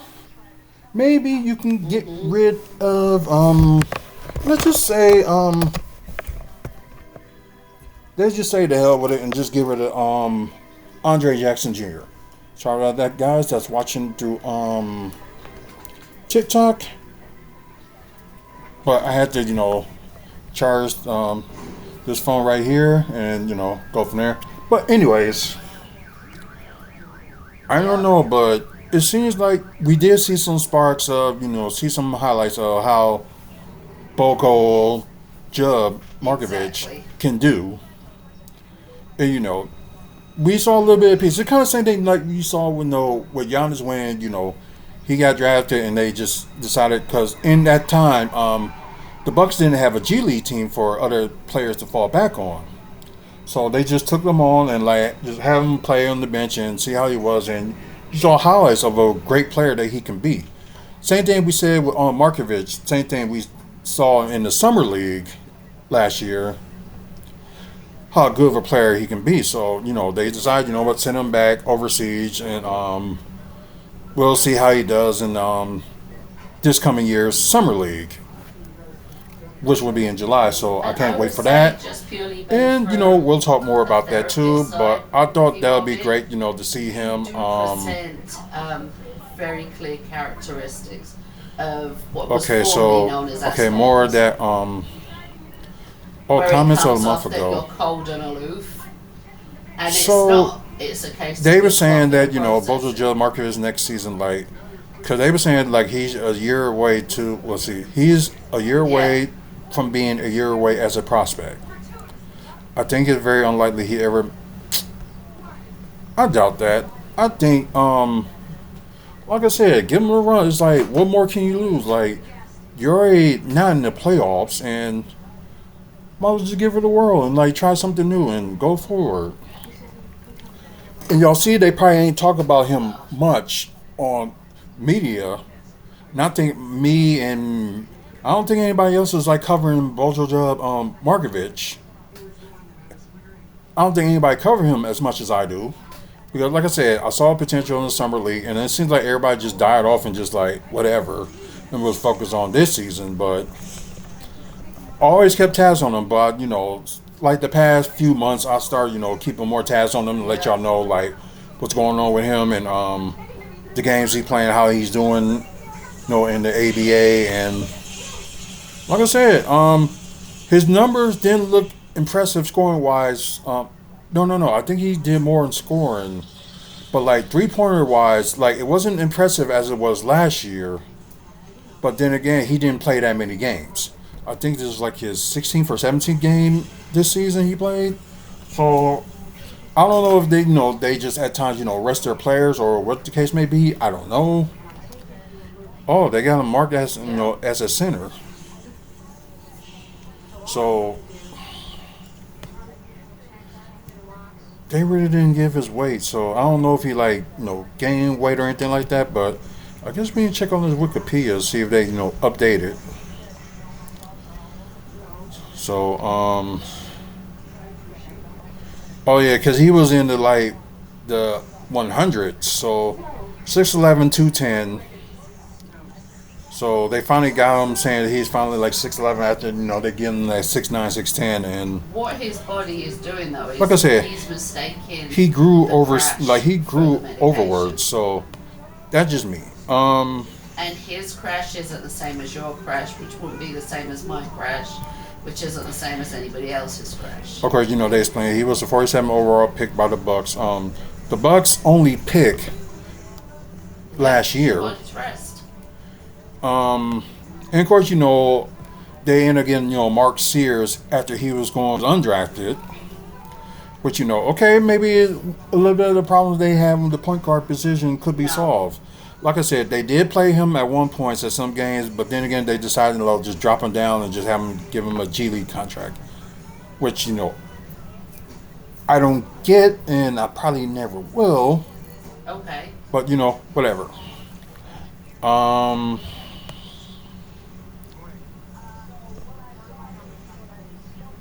Okay, so they're talking about yeah, they really didn't update much on him, but they just updated his height and weight and what's going Okay. on like with him on this point. But yeah, they really didn't like update him. So here's the thing, like if they do keep Giannis whatever, Right. and let's just say they get rid of Miles Turner just to get rid of him, and they decide to do Bogoljub or Markovic, have him as the starting center. Why not? Although you may get a little bit bullied in the paint at some Right. point, but then again, you can have him over the summer. Work out with him and help him get to where he needs to be, and like I said, he'll show some flashes like Giannis have. And although he's gonna be 21, and around that time they kind of know where they're going with their self, and go from there. So that's just me. But I know y'all probably will. Y'all may think about the same Especially thing if he's too. having But surgery. like I If he said, wasn't having surgery, I would I'm have said hoping that 3. he does. But he's having surgery, so Does get definitely Bucks 6 sign him a weeks. contract and go from there. Even if it's Yeah. a two-way contract, do that because you still got that space for a Right. two-way contract available. And I didn't know this, but most of majority of the Bucks players have player options, except for Andre Jackson Jr. He has a team option. So probably decisions will probably won't You be know. made until probably like sometime in June, because I know sometime around June, some players will have the option. They have to make a decision maker that they're gonna have to be accept their player option or they don't. So Yeah. Kevin Porter Jr. is one of the players that I think he should accept his player option because he had like a decent season, but it wasn't like enough games that he played, to be like, oh yeah, he has best season ever. You know what I mean? He didn't, get to that point. Hmm. But he did lead the Bucks in assists and steals. So that's a good thing. Hopefully, although they say he has a $5 million player option, either he accepts or maybe the Bucks decide work things out, give him a little bit more, maybe pull him like around like the $7 million range Yeah. because Bucks do have some money to play with, and some of y'all don't even realize that they never passed the first apron or the second apron, so they still have money to play with. Because I know most of us forgot about the first and second apron. Then because some people they have cap space left. So the Bucks does, so they can do what they want to do, wherever the case may Right. be. But anyways, like I said, this is gonna be an interesting off season for the Bucks, and you already know they kind of started it with like departing Right. ways with Doc Rivers, but they thinking they may keep him like in the front office or something like that. And I don't know how some of y'all will feel about that, but I'm okay with that. Right. I'm okay with him being like in the front office, and I think that's like a good job for him. Some people think it, he may just take time off, but maybe probably his coaching thing is done with. Yeah, you'll find But yeah, you need to like he learn was a adjustments consultant for the accordingly, Bucks before and you may he find that flight moved to off, the flight head off, coach flight on will position. stay, So being a but consultant or you'll something like that have them while you're being getting there paid, mental your final place year of where your contract, you which is can 10 million, handle it, why not do that? process it. And I know the head coaching searches going on, with either Taylor Jenkins, that was a former coach of the Memphis Grizzlies. I think we was coaching them at one point. I think they did end up making it to the Did he make it to? No, no, no. He made it to the semifinals with them, but I think Right? the last time they made it with the Western Conference Finals was when they had Paul Gasol, no, not Paul, but Marc Gasol in the lineup, and I think they did make. Yep. I think with his tenure, I think they did make it at one point, but they ended up losing. It could have been against Golden State. I'm not sure, but I think they did make it at one point, but it just didn't work. Hmm. So then again, like I said, you got Darvin Ham that could take the lead as head coach What and it maybe is bring he may somebody be in as thinking assistant coach. Now, that thoughts are you know what I mean. scrambled and muddled. No, they're sorting Like, see what's themselves going on. out. So I guess that's a little bit it from the Bucks Yeah. news, and we're gonna just end it from there. And what we're gonna do is some Milwaukee Development news. So I know we're Yeah, way and this is behind actually on how that your brain one. should be working. So hold on. I recently just joined back the membership, so I know there's new designs for the courthouse. Okay, so I didn't. So I'm Hmm. back down for like the past couple of weeks, and there was. What a way to land your feet, Ivy. You okay? Yeah, I think she was too much on the pillow and started leaning forward and landed on her feet. So, like a cat. Yeah. Okay, so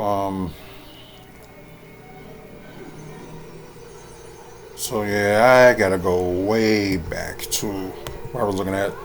I know it has been somewhere in like late March. I gotta look for. It's not going to be a bad thing. Let's see. Uh, no. Okay, so I think I'm kind of close, But Five, I believe. oh yeah, I don't know. Five and I know that's six. one thing to talk about. The convention headquarters hotel. So that's something we're gonna get onto. But I think they was explaining it more about it. So that's why I'm kind of like going back on this. So if you want Yeah. to know like things was going on in Milwaukee, go to Yeah, urbanmilwaukee.com. absolutely. Right now they got a special $4.14. You can All get to right, join sounds them, good. and it'll be like four All dollars and right, babe. fourteen cents for the whole year. So yeah, join on that while you got the chance, and that's good benefit for 414 day. Um, let's see. Okay, that's not what I'm looking for. Let's see.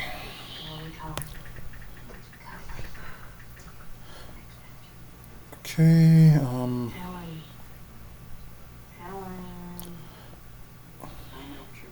See. Nope. Nope. Nope. Nope. Nope. Nope.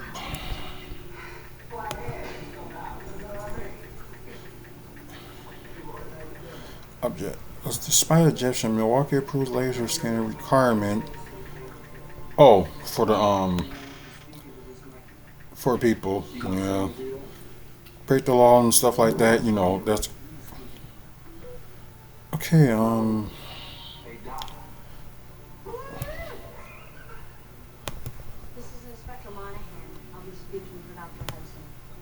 Let's see.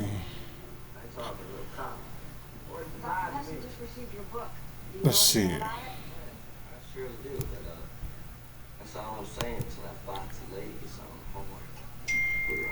Let's see. Probably a thing. Going a little bit too far.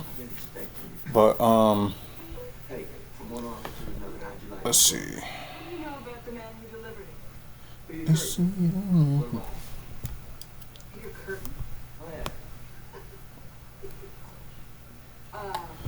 Let's see.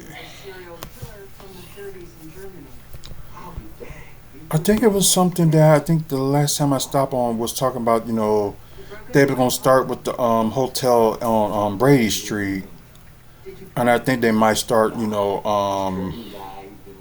Groundbreaking opening this year, I believe. And I know the other one we're gonna talk about. Is with the that's in the Deer District with with the apartments and recreational things for MATC. The practice for like their basketball teams and stuff like that. We're gonna talk about that as well. So I just want to seem like I ain't get too far and okay.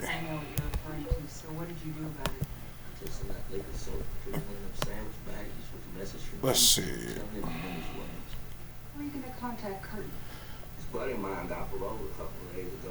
Let's see.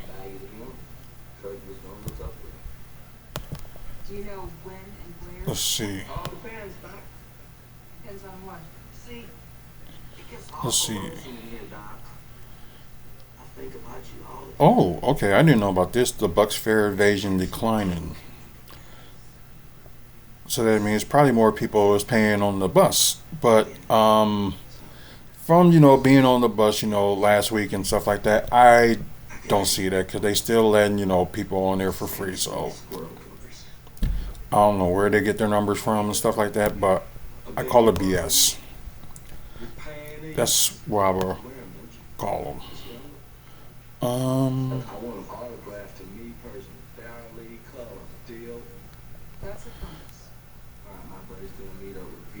Let's see. Okay, I think I'm at that. Yeah, I think I was at this point right here about yeah. So everybody knows them know about the Domes project that is going to have a groundbreaking next year. So and they say it's going to take like I think like 2 years for like to get that done. So probably sometimes everything they fix up with the domes and adding that other extra space that they're gonna add like the gift shop or something like that. I guess all that probably will be done by 2029. That's good. And plus, the domes, it's cheap to get into. So if you have a chance to see the Mitchell Park domes, go see it. It was wonderful and interesting. I know we saw it like this past September, right? The last time we was at the No, domes. we were there November of last year. Oh, well, it was November last No, year. sorry, February last year. February last year. Okay. So I don't know why I thought it was later, but then oh yeah, because it wasn't that bad out in February last year. Beautiful. Right. So it kind of played in our favor. So y'all get an opportunity, please go see the Mitchell Park domes. And they have seasonal things going on. Like when we went, they had the trains, the model Yeah. trains, and they do that round about the same time of year. Then they do things like Spring in Bloom and the summer things, and they also do nighttime ones where it's all lit up with lights and stuff, which I want to go to so badly, and I keep forgetting when it is. But they have all these amazing dates that you can go to and stuff there, so check it out. Yeah, exactly. Um, so I think we was there at this one point. Cause it's like people like really pushing for that they should make this this convention hotel, and the thing they pushing it on is like putting it oh wait a minute, they had okay, so yeah, they was thinking of putting it next to where the Miller High Life Theater is at right now, and across from the convention itself. Um, there's a lot of ideas they coming up with with the expansion of the of the convention center, which is the Brer Center. So yeah, they doing that. Like I said, the old like what's it like the it's like an office, the city office building that they have like across the street from there. They was thinking of doing something with that because they was going to try to move locations, but apparently money money talks. So they don't have the money yet to try to do all that. Which kind of sucks. But what more can you do? So it's just mainly like people just like don't like the idea, the have the Miller Highlight Theater to be tear down and put the convention center, well, convention hotel there. Um, they did like a lot of research of it, and they're thinking that it will work and it will bring like more people, and plus and I think it would be the second biggest hotel in the city next to the no, I think the Hilton. Sorry, I think the Hilton downgraded because they was mixing some like convention spots in the area and things like that. So if that's the case, I think like they will be the biggest. And plus, they still got a space left. Although the hotel they're making by that Landmark Credit Union Live venue, they can make a hotel right there or make like a bigger one there, because they still got that space left that they can do something like that. But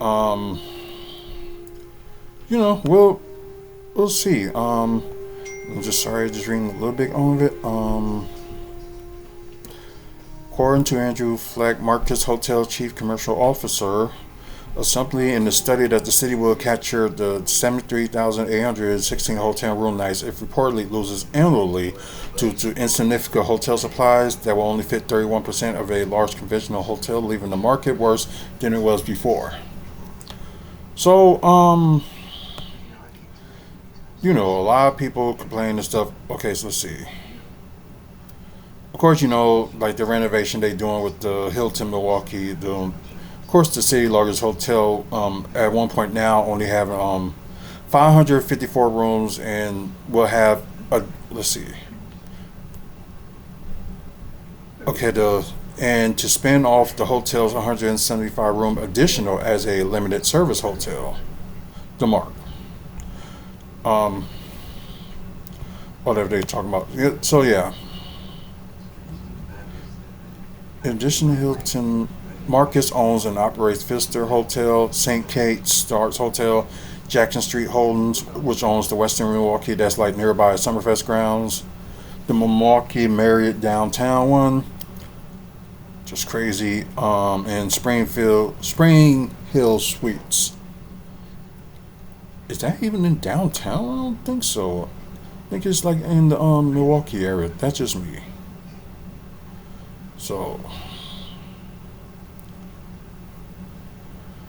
of course, there's more stories about it. So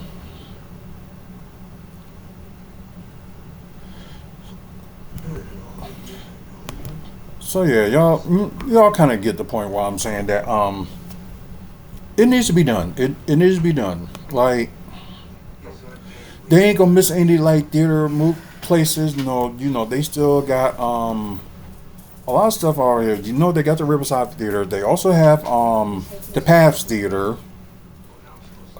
What else? Oh, sorry, the Vibranium, which is a new one, but it's like a close one. And of course, they got the Landmark Credit Union live venue there too. So I'm sorry to say, but they're good on like venues like that. They just need, if they just get rid of that one, the Highlight Theater is not going to be like the be all or end all. Because at one point they was thinking about getting rid of the UWM Panther Arena and the Miller High Life Theater. So if I would say they want to keep one, I would say the UWM Panther Arena they should keep and just tear down the Miller Life Highlight Theater. Yeah, I did, graduated in that building and stuff like that. We understand that some people did, but at some point, you got to keep it as a memory. Like, there's things that cannot last forever, which kind of sucks. But at the same time, you got to move on with the times as well, which I think some of these people that's from here just don't see that. And it's kind of like the same thing. It's like you questioning some people's, thinking process more because, they really just got to think about the future of the city. Yeah, we're a small market city, but we're not getting, like a good treatment. Like, two conventions that were supposed to be here this year, both of them got canceled. So yeah, like the conventions we have right now is like the Milwaukee Horror Con and Anime Milwaukee. We still don't know what's going on with the 414 Anime. They had to cancel last year because the flood we had here kind of derailed plans.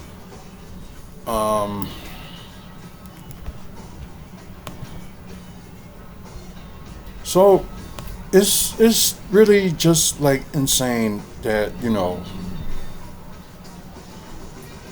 that some people, I understand keeping old tradition, but some traditions gotta change.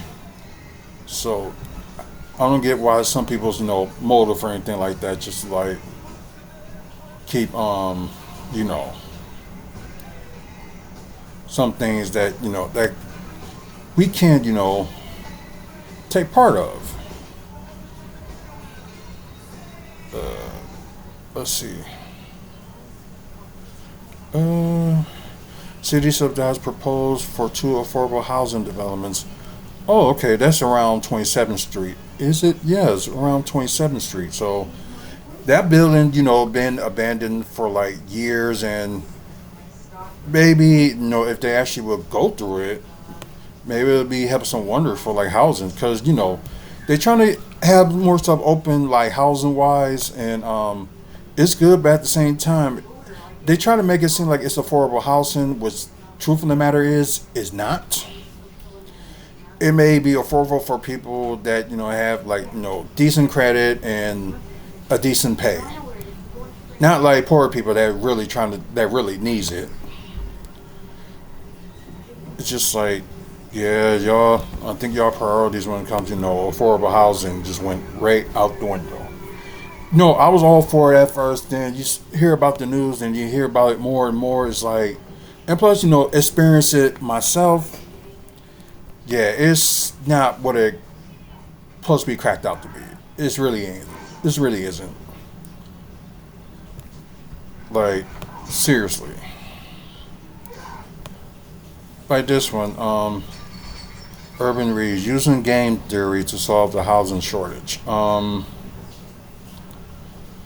There's just some things like you really gotta like relook on what you're trying to do and make it affordable for people. Like we got a lot of problems, with the poor people that's living out in the streets and trying to do something for that. But they don't have that many shelters left for like people just to them actually doing something about it.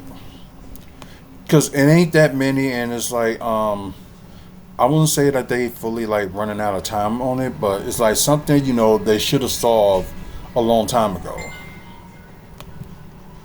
It just sucks. Oh, they selling the Medical Xander's building. I know I went past that, but I was just making sure that Okay. Bray Street Cafe Sweet Joy is closing. That's something that we want to talk about. We want to talk about more about developments than closing. So Land Chanampada launches its second brick and mortar ahead of National Avenue rebuild. So so they opened the restaurant in that looks like around 35th and National. So Parking place closed, new business is planned. So oh yeah, the Asian Fusion restaurant set to replace the former banquet hall, bar and restaurant. So that could be interesting, especially people that wanted had like weddings or after weddings or parties and stuff like that. So maybe even wrestling. Let's see. I'm trying to look at the important things to talk about. So okay, new ownership for a store on Silver Spring neighborhood was a former Century. So yeah, like the north side is like they really are losing it on when it comes to stores. We had Kohl's at one point. Kohl's is no more. We also had some Walmarts around and Pick and Save. So some of the Pick and Saves is actually going, and some of the Century stores. I wouldn't say they're completely going, but it's not many left. Eastside Restaurant adding brunch. That's like on Oakland and close to Locust Street. So yeah, that's crazy. Okay, they organized a union for the people that was workers at the downtown music venue, which they should. Especially they trying to make people overwork them and not getting paid time and a half, and we're still stuck on $7.25 an hour for minimum wage, which is horrible. Like last time I remember, it was like $7 an hour, but now it's $7.25. They raised an extra quarter some period when I wasn't working. Woo! BS. Let's see. Nope. Let's see. Oh yeah, the coffee place. Had a accident. This was like a few weeks ago. But also at the same time, it doesn't open that much. It's like it closed like early afternoons and stuff like that. So I hope they rebuild. Maybe they finally have some more hours for that place. You know what I mean?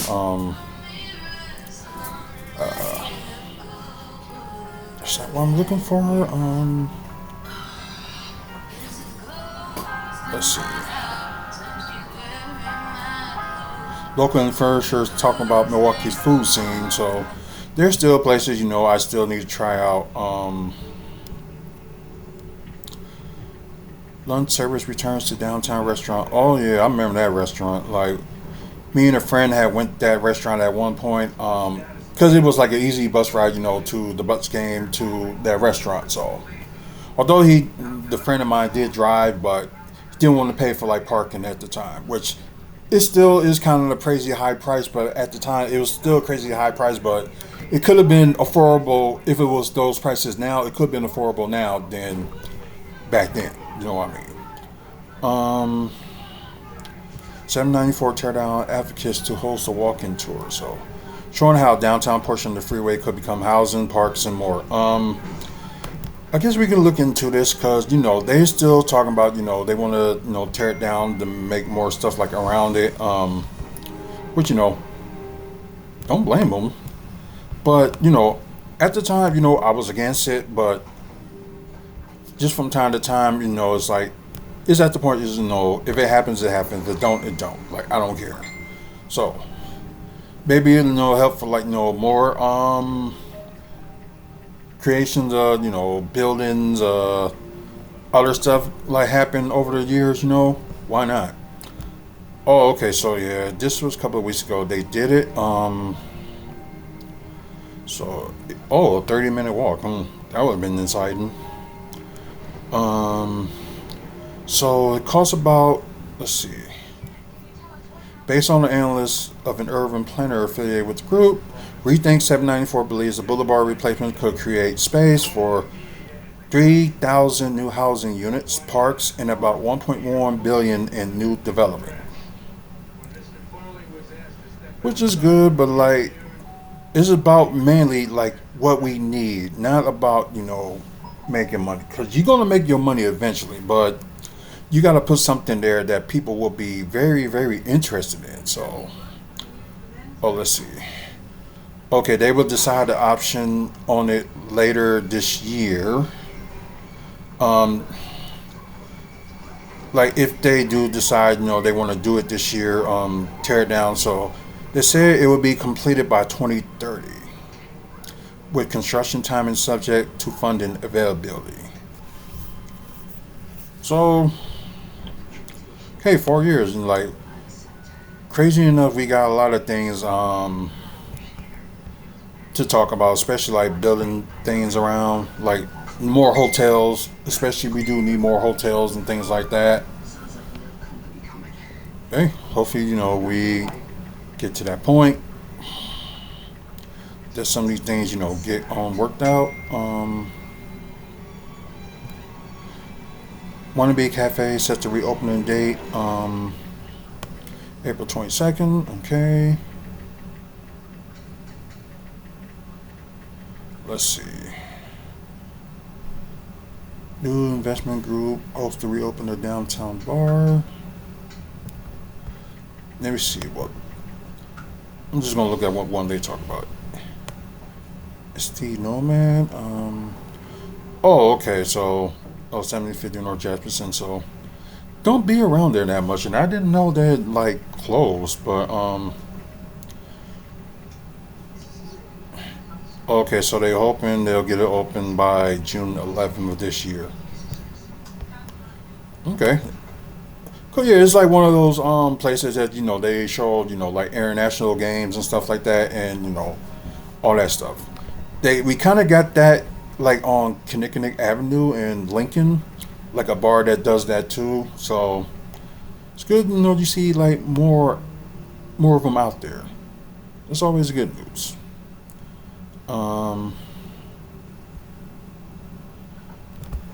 Okay, so see, nope.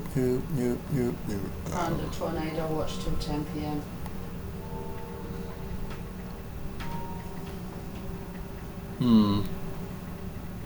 Alright, I'm gonna go take that little kitchen thing upstairs. Okay.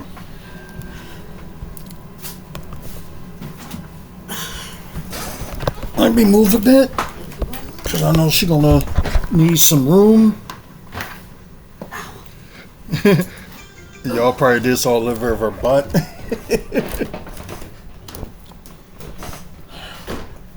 Okay.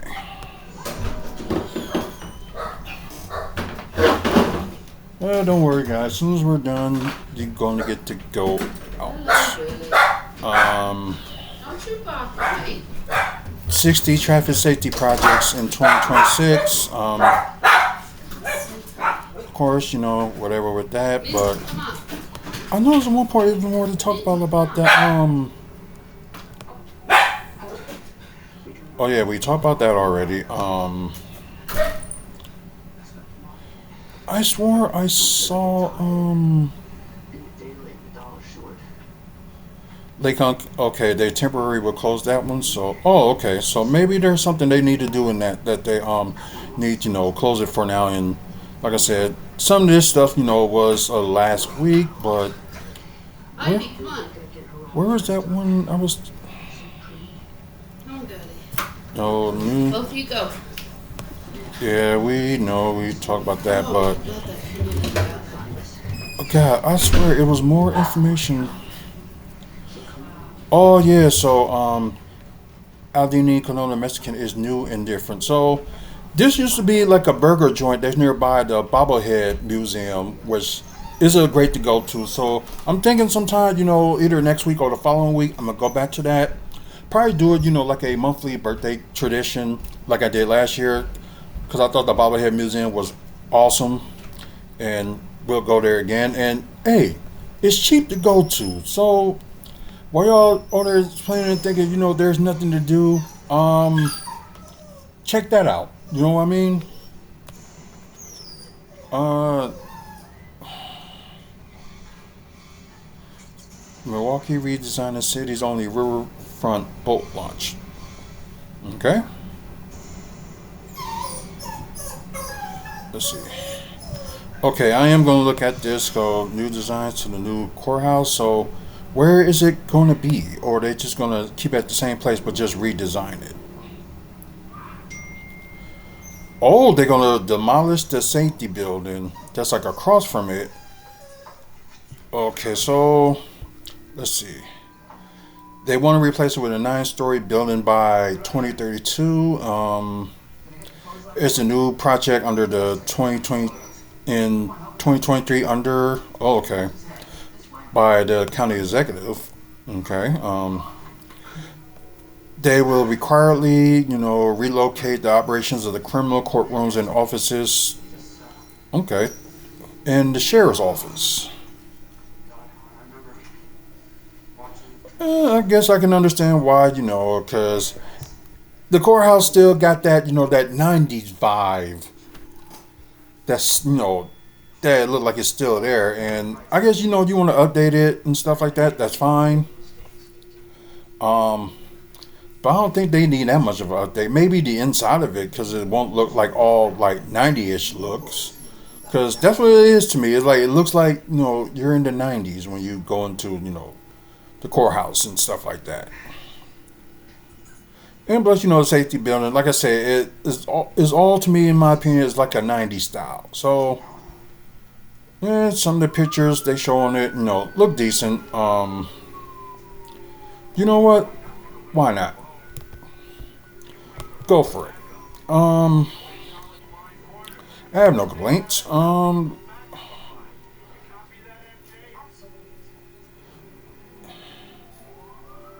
Hey, where is it? 10th, 11th. They say it was the 12th. Nope, nope, nope, nope, nope. No. Okay, yeah. This sucks. Because I had it at one point, and you know what? Okay, so I know we kind of been on this like a little bit too much, and was it like over?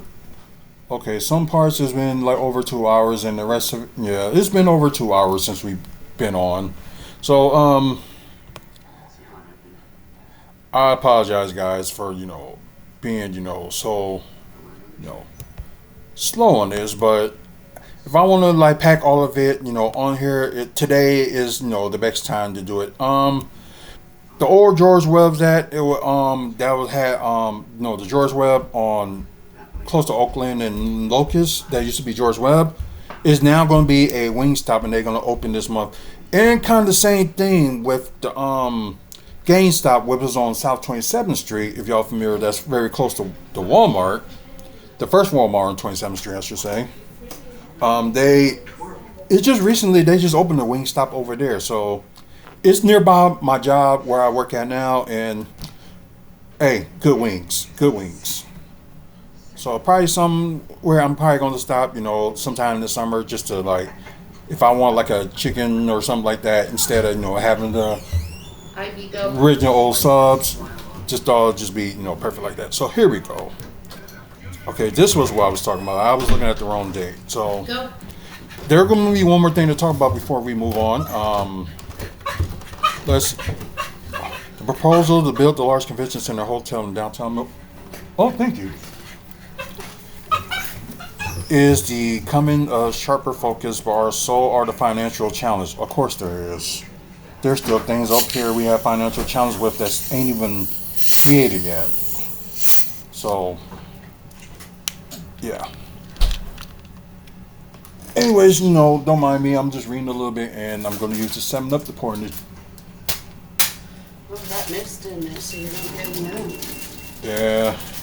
Just hopefully the dogs don't get to it. You know what I mean? They only tend to if it's chocolate.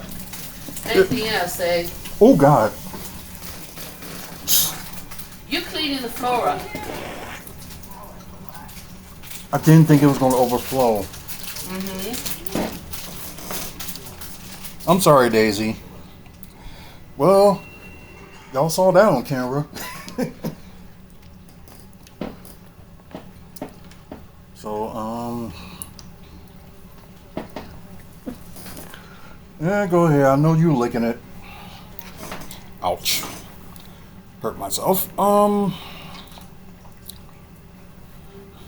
But let's see. Anyway, so 2 industry consultants told the Wisconsin Center District Board Committee. Okay, this was last week Wednesday, that the 650-room hotel connected to the Bear Center could cost $325 million to $455 million, with construction costs now ranging up to roughly $500,000 to $700,000 per room. Yikes.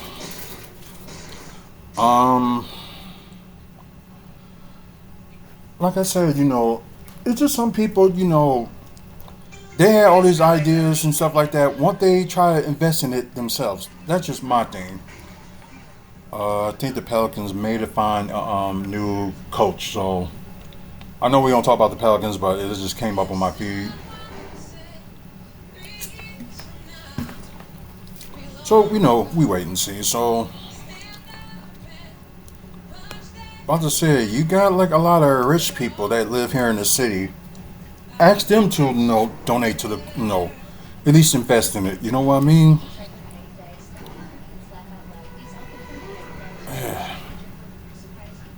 I'm sorry, but I know that's the tactic, the rich stay richer and poor stay poorer, but, you care about this city so much, invest in it.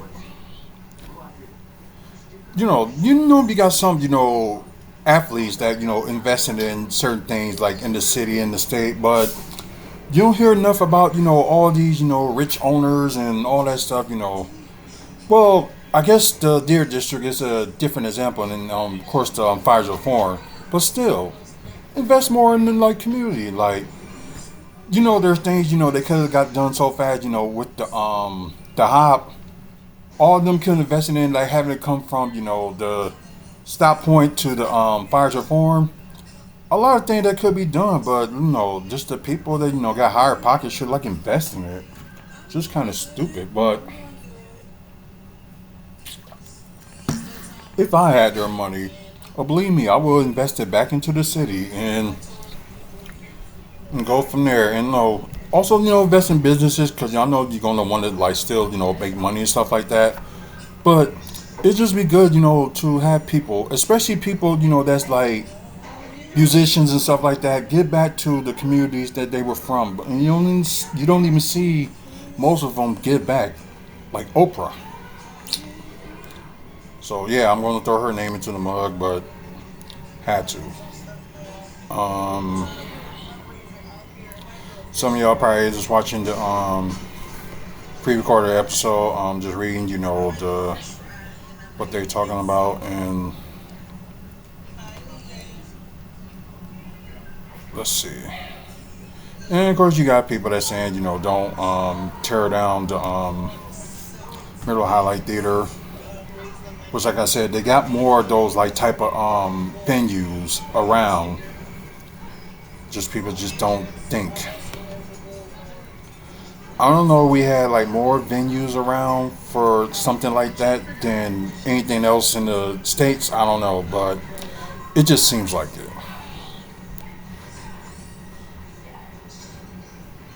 Okay, so we wanted to hear from them, which led to assurance of the bonds or Braid Center on the WCD capability. I have a deep suspicion that they will opine that we will have a capability sometime around 2029 and 2030, which happen when all the leases expires on the other of facilities.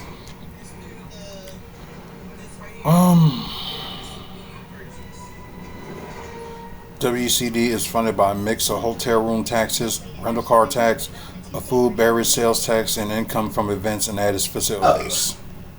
Excuse me. Which it's it's fine and all, but we actually just want to see it, go to where it's supposed to go to. Because where places in cities and stuff, they said, okay, we're gonna put this, do this, and what we gotta raise taxes for this and this and this, and where's the ending results? Sometimes you just don't see it. But see, the project remains at a exploratory phase. The committee is expected to hold one more meeting. Oh, okay. They're holding a meeting this Thursday before making a recommendation on the full Wisconsin Center District Board, which they will meet again next month. So if it's approved, the timeline will be long. Consultants say it could take 4 to 5 years to plan the finance and construction of the hotel. I think they probably just mean like including all that. Because if y'all can see here, they already got the design already planned. So only thing they probably would need now, get the approvals and stuff like that, then set up a construction date and build on that. From what it seems like, it shouldn't take that long as much as it was with the expansion of the convention center, which was like 4 years, I believe it took. I think they started like in 2019, then got done 2 years ago. So I understand maybe these hotel convention, especially the big 650 room that they wanted to do, it's going to cost a lot. But like I said, at the end, getting conventions and all this other stuff going on would be worth it. But then again, greedy people, I mean, it's just sad. There's one more thing I'm going to talk about with the Milwaukee Development part before, we move on. Where is it? It was about they started the groundbreaking this past Thursday for the building, like I said, for like apartment buildings, where they're gonna put the MATC facility for athletes to practice in and all that good stuff. That's funny because that was at one point that Marquette was gonna do something like that, make like a athletic building. Well, they kind of did, but it didn't go to as far as they wanted it to. So it ended up being something different. So yeah, like I said, this past Thursday, yeah, they did the groundbreaking of it. Already saw like a track when I was at the game Friday. I did see like a tractor out there already. Start digging some of the parts. So that's one of the things they gotta do first. So yeah, 117 million development will bring 269 units of workforce housing in the athletic facility for students for MATC to Pressure Brown by West McKinley Avenue, West Juneau, North Dar Martin Luther King Street, and Del R. Phillips Avenue. Of course, it did got approved last year, so I guess they was just waiting for the groundbreaking, and they did say it is going to take like 2 2 years to get it done, which, fair enough. So, sometime in 2028 they'll be done with it. So yeah, a nearly 2 year build. So maybe maybe 18 to 22 months. So, that's a little bit better than what they was making it sound like when they was talking about it on the news. The Bucks in early 2023 said the site will become a workforce housing, but is later referred to as a Class A complex. In 2025, it was again described as a market rate housing. Yeah, you all know about the market rate housing, like what it's gonna be, what's around the other not hotels but apartments and stuff is work around the area, and they probably will put that. Just like I said, rent is expected to average just over 1,000 per month. Well, that include utilities. That would be something. The below market rates are okay. So, Wisconsin Housing and Economic Development Authority low income housing tax credit program. Like I said, they need to do better with affordable housing if that's the case. Because it's not for poor people, so yeah. Let's see. Four-house financing service firm joined the project last fall, financing for Fieldhouse Flats, including a $6.77 million property tax rebate from the city, $48.4 million mortgage from Frederick Mac, $41.6 million in property tax credits, and $5.3 million in developer equity, and $10 million in deferred developer fee. Oh yeah, okay, so that's what it's called, like the Fieldhouse Flats. Okay, so 27,000 square foot. For the non-resident portion, the complex will include 13,000 square feet of commercial space. So, people want to have like offices and stuff in there. There you go. So the 27,000 square feet will be the 11th training facility and basketball field house. And 278 stall parking garage. This is cool. So MATC has committed to a 10-year, $15.5 million lease for the facility and will loan Jefferson Company $3.5 million for tenant improvements. Okay. So of course they did the design already, which. Okay, so I'll show it in the bottom in a minute. So it is there. So Fieldhouse Flats is being built on the land that the Milwaukee Bus organization was given as part of Fire Farm Development, which they bought that land for $1. I got you $1. What's it we're going to see? They Will Kill You, right? Yeah. Why has it got about 20 different show times? The Resistance Center is where is gonna be the Renaissance. Yeah, that's one. Yeah, they've got like 20 different show times. I saw 2. No. They're showing it started at 11 o'clock this morning. Oh my God. Today they were showing it from, hold on, let me find it. Okay, I'm going to get upset if that's the case.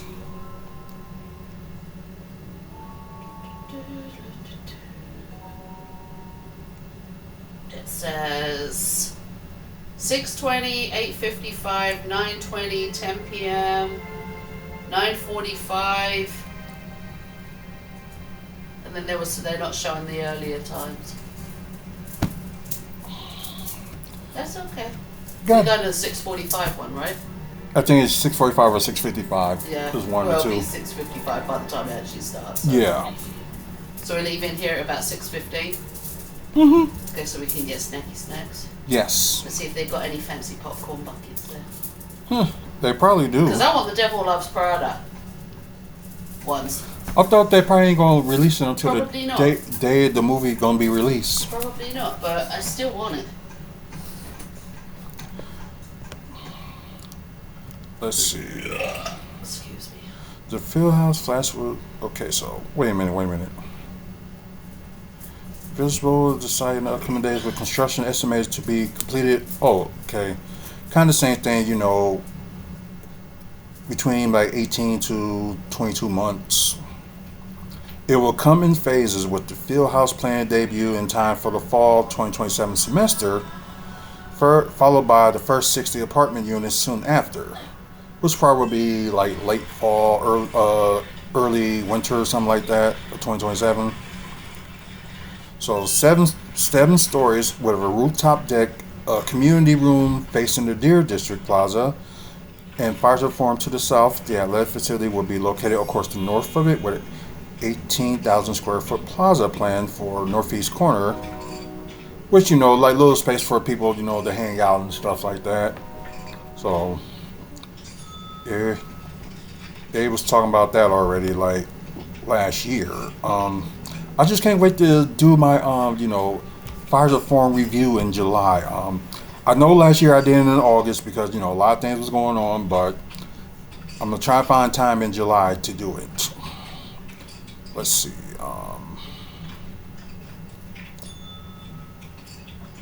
The,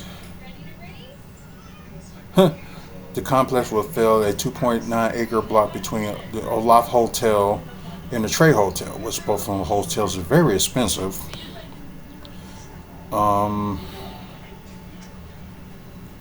Yeah, so of course, probably see like the photos of the groundbreaking, and plus how it looks. So, like I said, coming in the fall of 2027.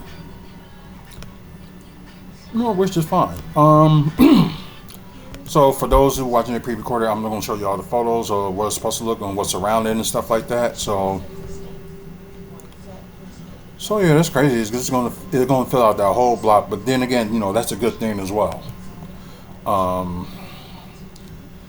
10 and 0, which is going to be we already know. Okay, so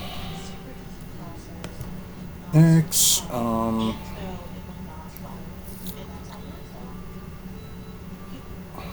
okay, that's that area that they was talking about. That for if they want to do like little like get together food trucks or whatever the case may be, that area they can do that.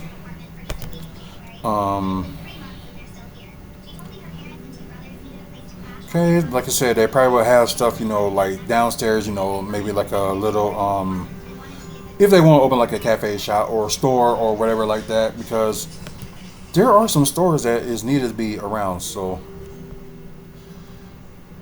this is the plaza they're talking about, where people, they can hang out around and all that stuff. So kind of similar, what Marquette kind of has with that area between what's that, 14th and 16th in between Wisconsin and Mason or Wells, wherever that street is. So yeah, so like I said, it looks promising, and like also the mayor's job to get like a lot of people living in the city too. So wherever the case may be. But okay, that's it for Milwaukee Development. We're gonna look a little bit at comic books and movies and TV news before we end the show. And I'm glad for y'all that's sticking with me on this. So I have no choice. I live with you. However, you will be making me a cup of tea afterwards because I painted that room and I'm exhausted. And you didn't. It seemed like you wanted to do. What? I thought you wanted me to help too with the painting. I did, but you got started with this at the time I needed help. Oh crap! So I was like, okay, let me just get on with it. All right, fair enough. But treating us to the movies. Treat me to a full body massage as well. Shouldn't I be asking that because my birthday's coming up? Is it your birthday? Next Thursday. Then next Thursday you'll get a full body massage. Including your testicles. What? That's a crazy name for it. Testicles? Yeah. It is a funny thing. It's appropriate for this channel too. I was trying to keep it cleanish so that oh yeah, because flagged anyway. Yeah, because of what happened last time. Yeah. That's funny. It was through TikTok, and I think it was like she made like a. I made a comment about somebody who had messed us over, like screwed us over, and I got flagged for bullying.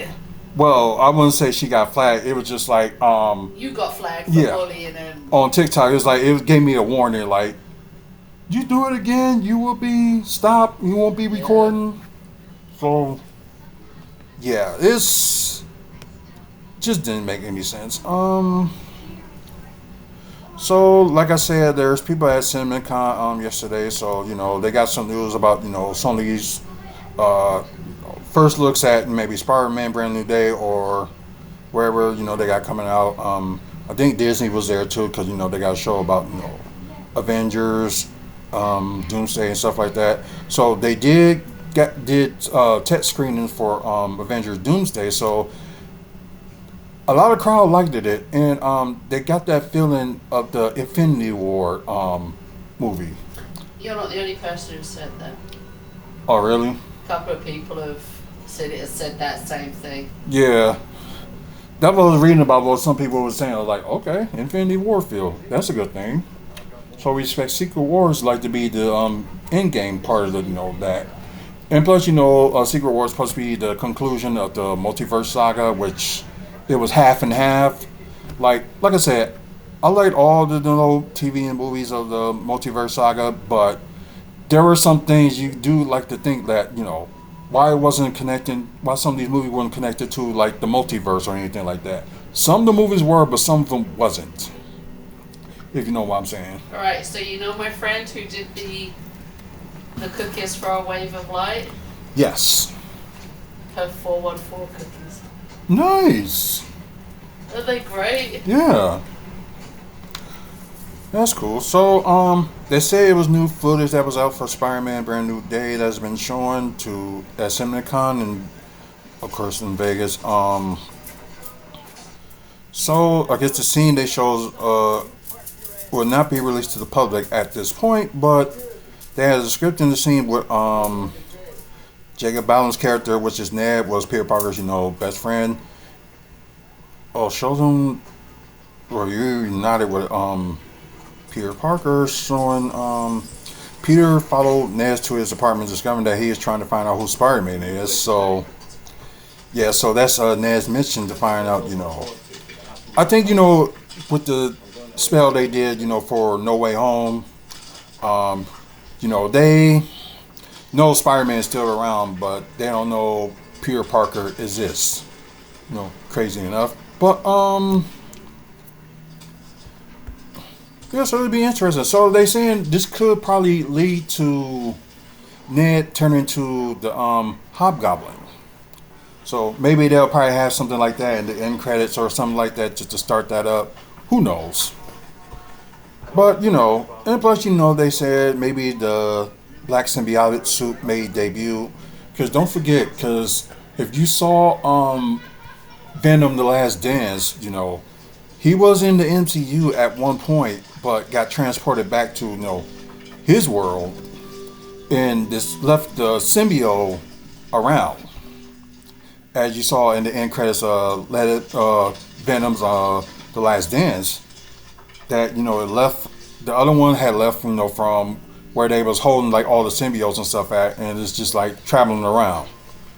So still out there. So probably at one point they probably will talk about that subject. If not in this brand new day, maybe the next Spider-Man, or maybe something in Secret Wars. You never know. Ned has created a spider tracker app to work out Spider-Man's true identity. He has narrowed it down to Mr. Harrington and Flash Thompson. Oh God, that's funny.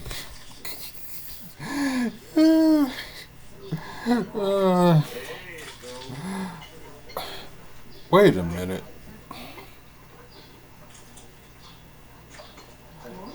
Also, okay, so Ned is going to end up working for the Daily Bugle.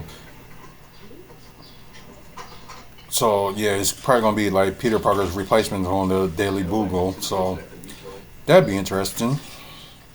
And for y'all to see pre-recorded, this poster did review. I think it's two posters that they released about how it looks. well, about the movie that's coming out end of July. I thought that one looks nice. It is a good thing. Then this one, Spider-Man Battle in the Hand. I thought that was great too. So, yeah, probably one of those posters I'm gonna get eventually, but just waiting when. So, anyways, that's for a little bit of that Marvel talk. Let's see what comic book stuff what comicbook.com got. So,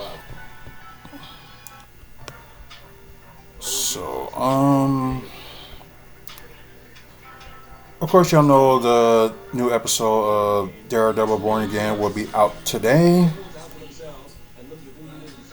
So, like, when I get to see like all episodes and do a review on season 2 of Daredevil Born Again. Let's see. Okay, yeah, not much about about that. So I'm gonna jump to Arthur Smith's Facebook page, and I haven't done this in a while, but we will go to Marvel updates. We'll do that first, then we're gonna go to DC updates, and we're gonna end it from there. So let's see what's interesting stuff they have. Could be some of the stuff that I might have already talked about. Sorry, and move this out the way. So let's see. Okay, Joe Lockett that plays the character Blicken, which is Scarlet Witch's son, between her and Vision. So, let's say he signed a multi-picture deal. So, and you guys saw him like as young adult on Africa All Alone, which one of the great series that they have. And it did kind of touch up on the multiverse a bit, but at least it did, rather than don't touch on it at all like some of the movies that the multiverse saga did in shows. But I guess some of the shows it's understandable, but not all of them. Crap. Okay, sorry guys, I gotta pee, so I'll be right back, and we will finish up. Until then, you probably get to see see my husband throw everything on the floor and pretend like he actually knows what he's doing when he doesn't. Just saying. Probably not. But sorry guys. Until then, you get to watch the magnificent world of Daisy. Whoa. So hold on. Is that right now? That's hail. Baseball size hail. Jesus. Thorn, what have you done?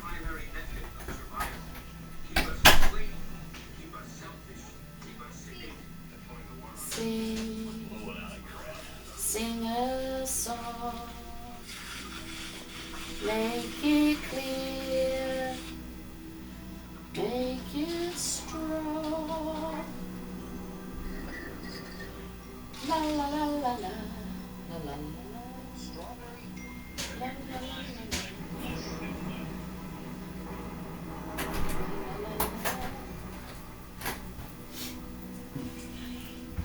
As you see, she's looking at me. She knows that, and y'all know that I'm back. So, hold on a second.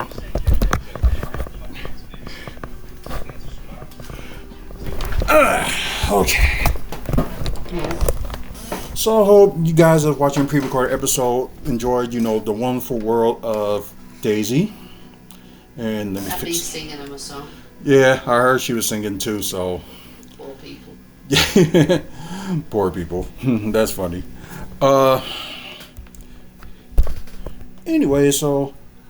Oh, wait a minute. Oh, okay. Oh, they were saying the poster that they did for Brand New Day is kind of a similar poster to The Amazing Spider-Man 2 and Spider-Man 2. So, if y'all did see, both of those movies, you probably get the concept of like what's going to be going on. Just like either Spider-Man 2, they found out, Mary Jane found out who Spider-Man is, and you have Amazing Spider-Man 2 that, the love of Peter Parker's life, which was Gwen Stacy, died. And so maybe something is going to happen to MJ on Brand New Day. We don't know how much of a limited role that the person, Zendaya, she plays MJ, because she has a lot of movies and TV series that's out this year. Like, I think she got that HBO TV series that's out now. Doom 3, which will be out the end of the year. The Odyssey, and it was something else too. So yeah, she's having a busy year, and I can understand why she want to take a break after all this.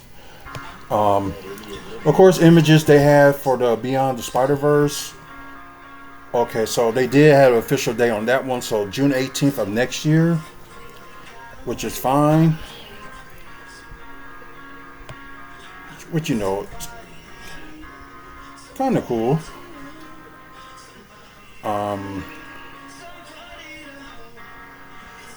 Okay, don't want to know much about that. Wait a minute. Disney Plus brings the Tom Hardy's 1.5 billion film and more this week. It may be the Venom. They're probably just putting all three movies of the Venom, I would say, trilogy. So that's good. Red Hulk may appear on Doomsday, but not Harrison Ford. Kind of a little bit spoiler of, Daredevil season 3. So, the Defenders look like they will be back, but I don't want to know, the details of season 3 because, didn't finish watching season 2 yet. So, not going to get on that.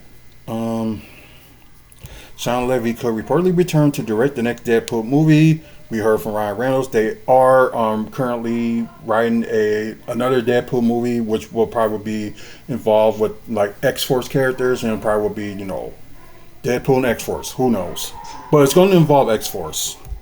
Like they tried to do it with Deadpool 2, but with Deadpool and Wolverine, they had some of the characters, but they didn't, make it like official team. So.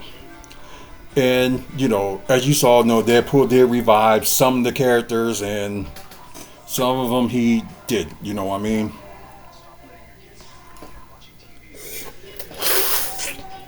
Like, the Peter character is just so hilarious. Had no powers, but, just knows everything.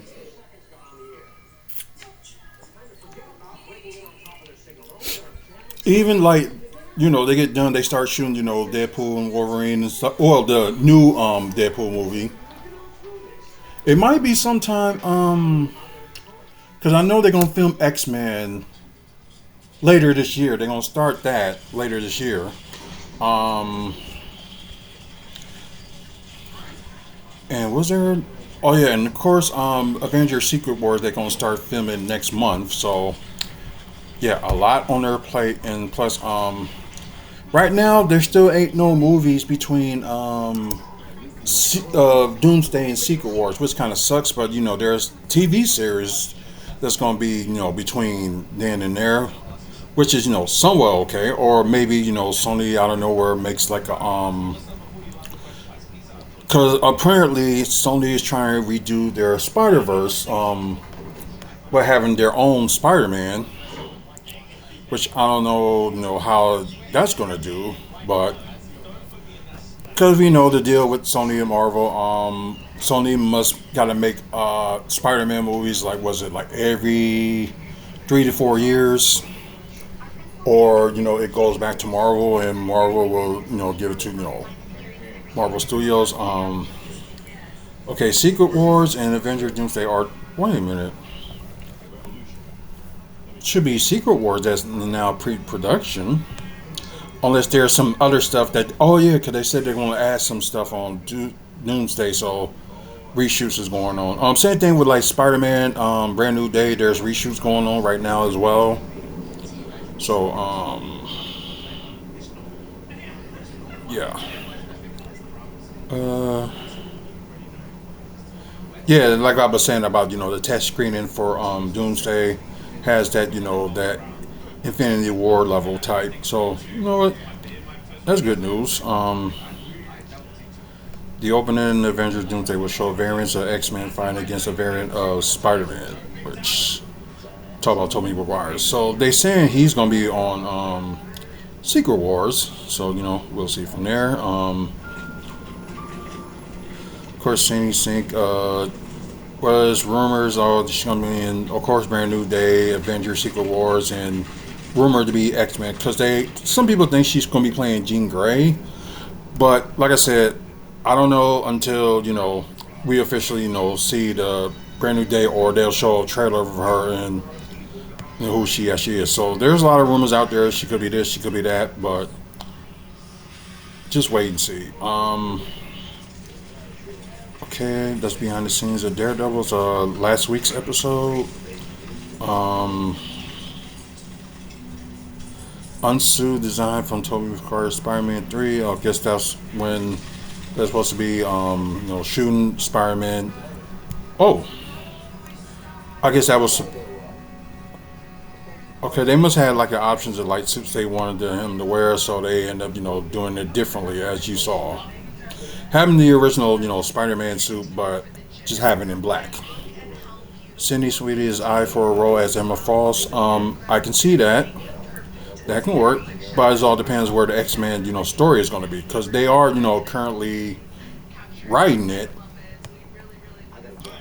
But like I said, we ain't gonna know what's going on. So they saying they may go with the OG X-Men cast. So Cyclops, Jean Grey, Iceman, Beast, and Angel. So they were the original X-Men before they got expanded.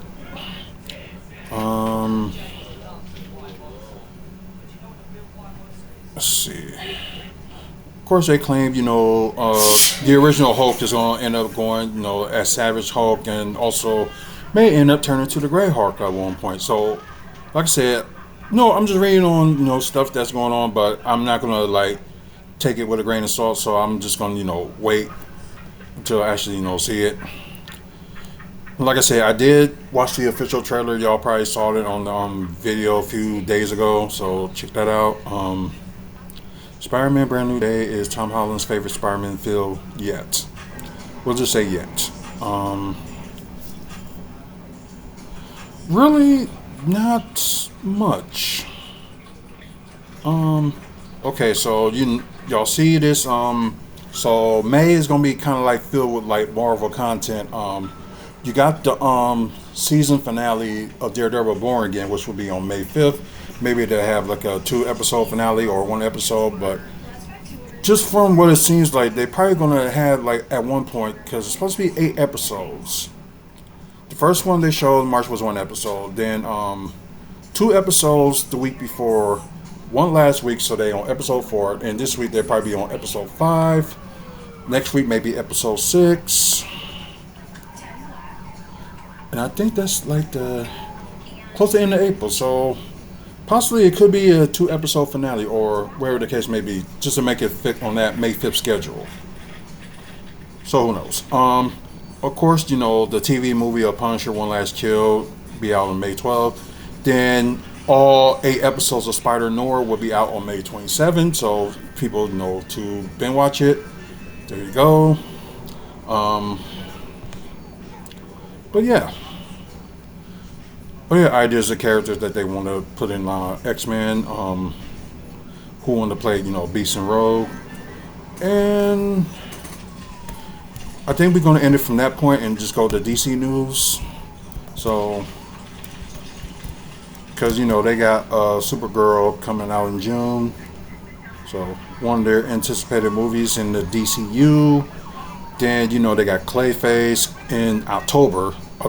At one point it was supposed to be in September, but they moved it to October. Which is fine. So as long as it's like coming on the same year. Let's see. Jorna has been cast on Maxima in Man of Tomorrow.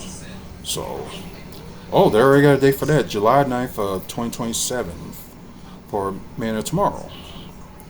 Although they're going to start shooting it sometime this month. Uh, okay, James Gunn confirms David Fleming will return to compose Man of Tomorrow. Okay. Promo artwork.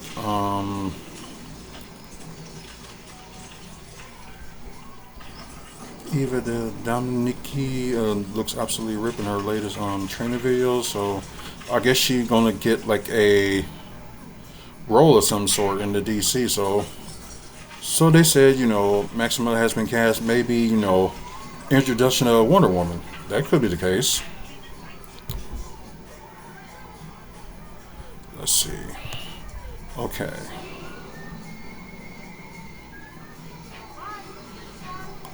Okay, Grace Kalon Curry, who was in Shazam.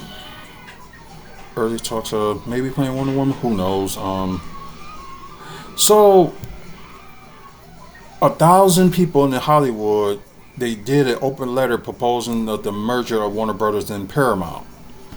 But some, the YouTubers be saying, it's beneficial that, Paramount owns them than Netflix or anything else. So, yeah, there's a lot of names that's on here, including... Just so you know, I found my brand new cord in Robert's bedroom. What about the other cord I gave you? That's the one that doesn't work. Oh, my God. He stole the brand new cord. If that doesn't sum up life with a child, I may point out that this child is 26 this year. Oh, yeah, just July. Yes, 26. He steals his mother's power cord. Don't you be laughing. So otherwise... I steal yours in return, so... I know. That's what I was just about to say. Seems like you've been robbed. I was robbed by Rob. Like Mrs. Jones, I think you're being robbed. I was robbed by Rob. True. I was robbed by Rob. That is a good one. I didn't think about that. So, including the boys. Oh yeah, baseball thing. Yeah. So yeah, they got a lot of notable names of celebrities that against the merger. I don't know why. Got the director J.J. Abrams on here. Mark Ruffalo, Joaquin Phoenix, Ben Stiller, Glenn Close, Jane Fonda, John Cheadle, Jason Bateman. Yeah, just the list just goes on and on. They said there's more. Well, they having issues over? I'm not listening. The merger of Paramount and Warner Brothers. Oh.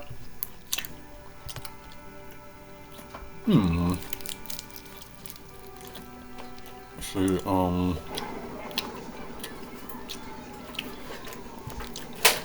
okay, so Warner Brothers got their CinemaCon part today, 7:30 p.m. Eastern, so it'll be 6:30 here. So we get news on it, we'll talk about it.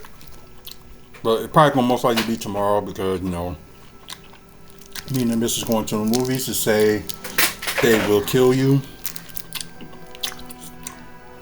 I can't believe I'm a little bit excited for a horror movie that I want to go see. Be. That's because you've been with me now for long enough that you can appreciate the joy of a good horror. Because I guess it's believed that the woman that plays the lead character, she did play Domino in Deadpool 2, and plus was on the Joker. It just seems plus with all the previews they showed, it looks like it's gonna be a pretty good one. So we'll see. So first teaser of DC Studios' Clayface reportedly is set to drop this week. I didn't know they were finished filming it. So well, they say it's gonna be on the cheaper budget for Clayface. So whatever.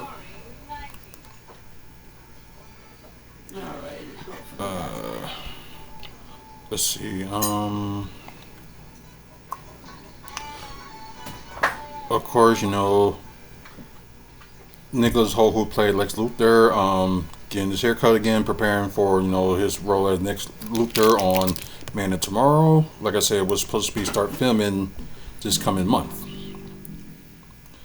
Alright, we are glued. Hopefully that will now dry.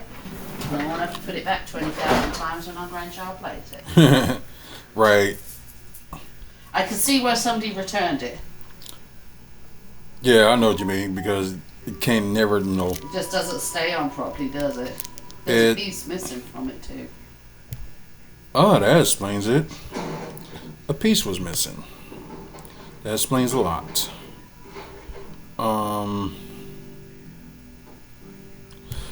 Our heartfelt condolences to Zack Snyder, his family, loved ones on the passing of his father.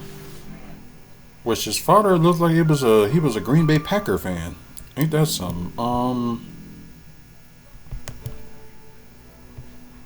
Wow, okay. That's cool.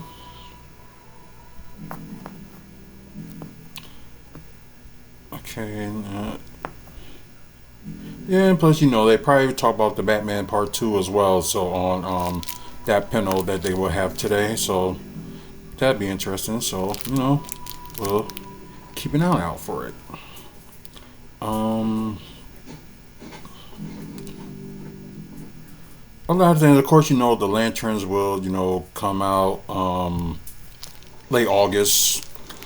DC Man and Tomorrow is set to begin filming on April 20th. How conventional.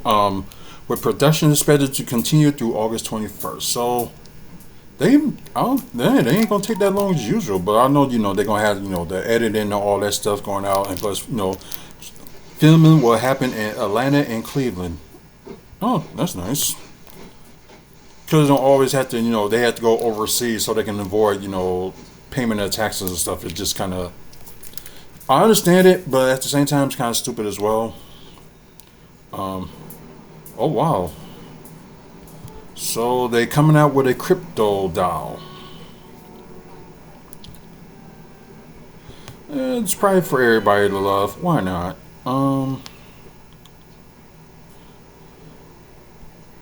But yeah. Let's just talk about who's confirmed going to be in Man tomorrow. But there's probably more characters that they didn't put out there yet. And plus, you don't know, all the villains that's going to be on Batman Part 2. We already know that Sebastian Stan that played the Winter Soldier in the MCU is going to play Two-Face on Batman.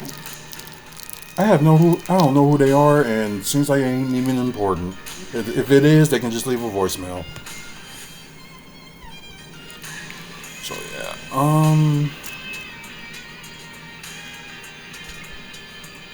but it's good music to listen to.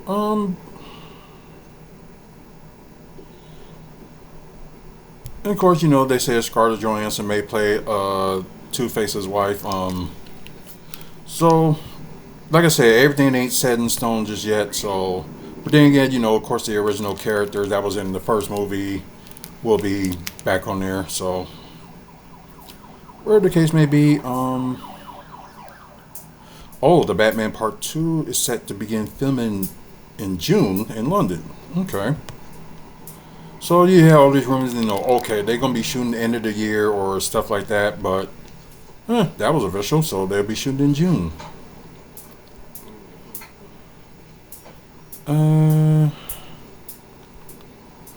So in other words, of course, talk about the merger and stuff like that. I think, we can just... I like that they did like the throwbacks of the past, like Supergirls, like in posters and stuff like that. That's pretty cool. Anyways, I think that's pretty much it to talk about, comic book stuff. And I think this will be the end of the show. So I know y'all hang on there for like nearly 3 hours. So didn't think it's going to go that long. But hey, thanks for the ones that's still on here. Thank you for guys that, watching. God, I think we got it right on the YouTube part. So y'all probably going to see 3 parts with this third part being longest of them all. So yeah. Apologize. Thank you for guys that's watching through Twitch. Please follow us on here and try to pass more viewers up here. So Robert's back. Oh. What are you doing back?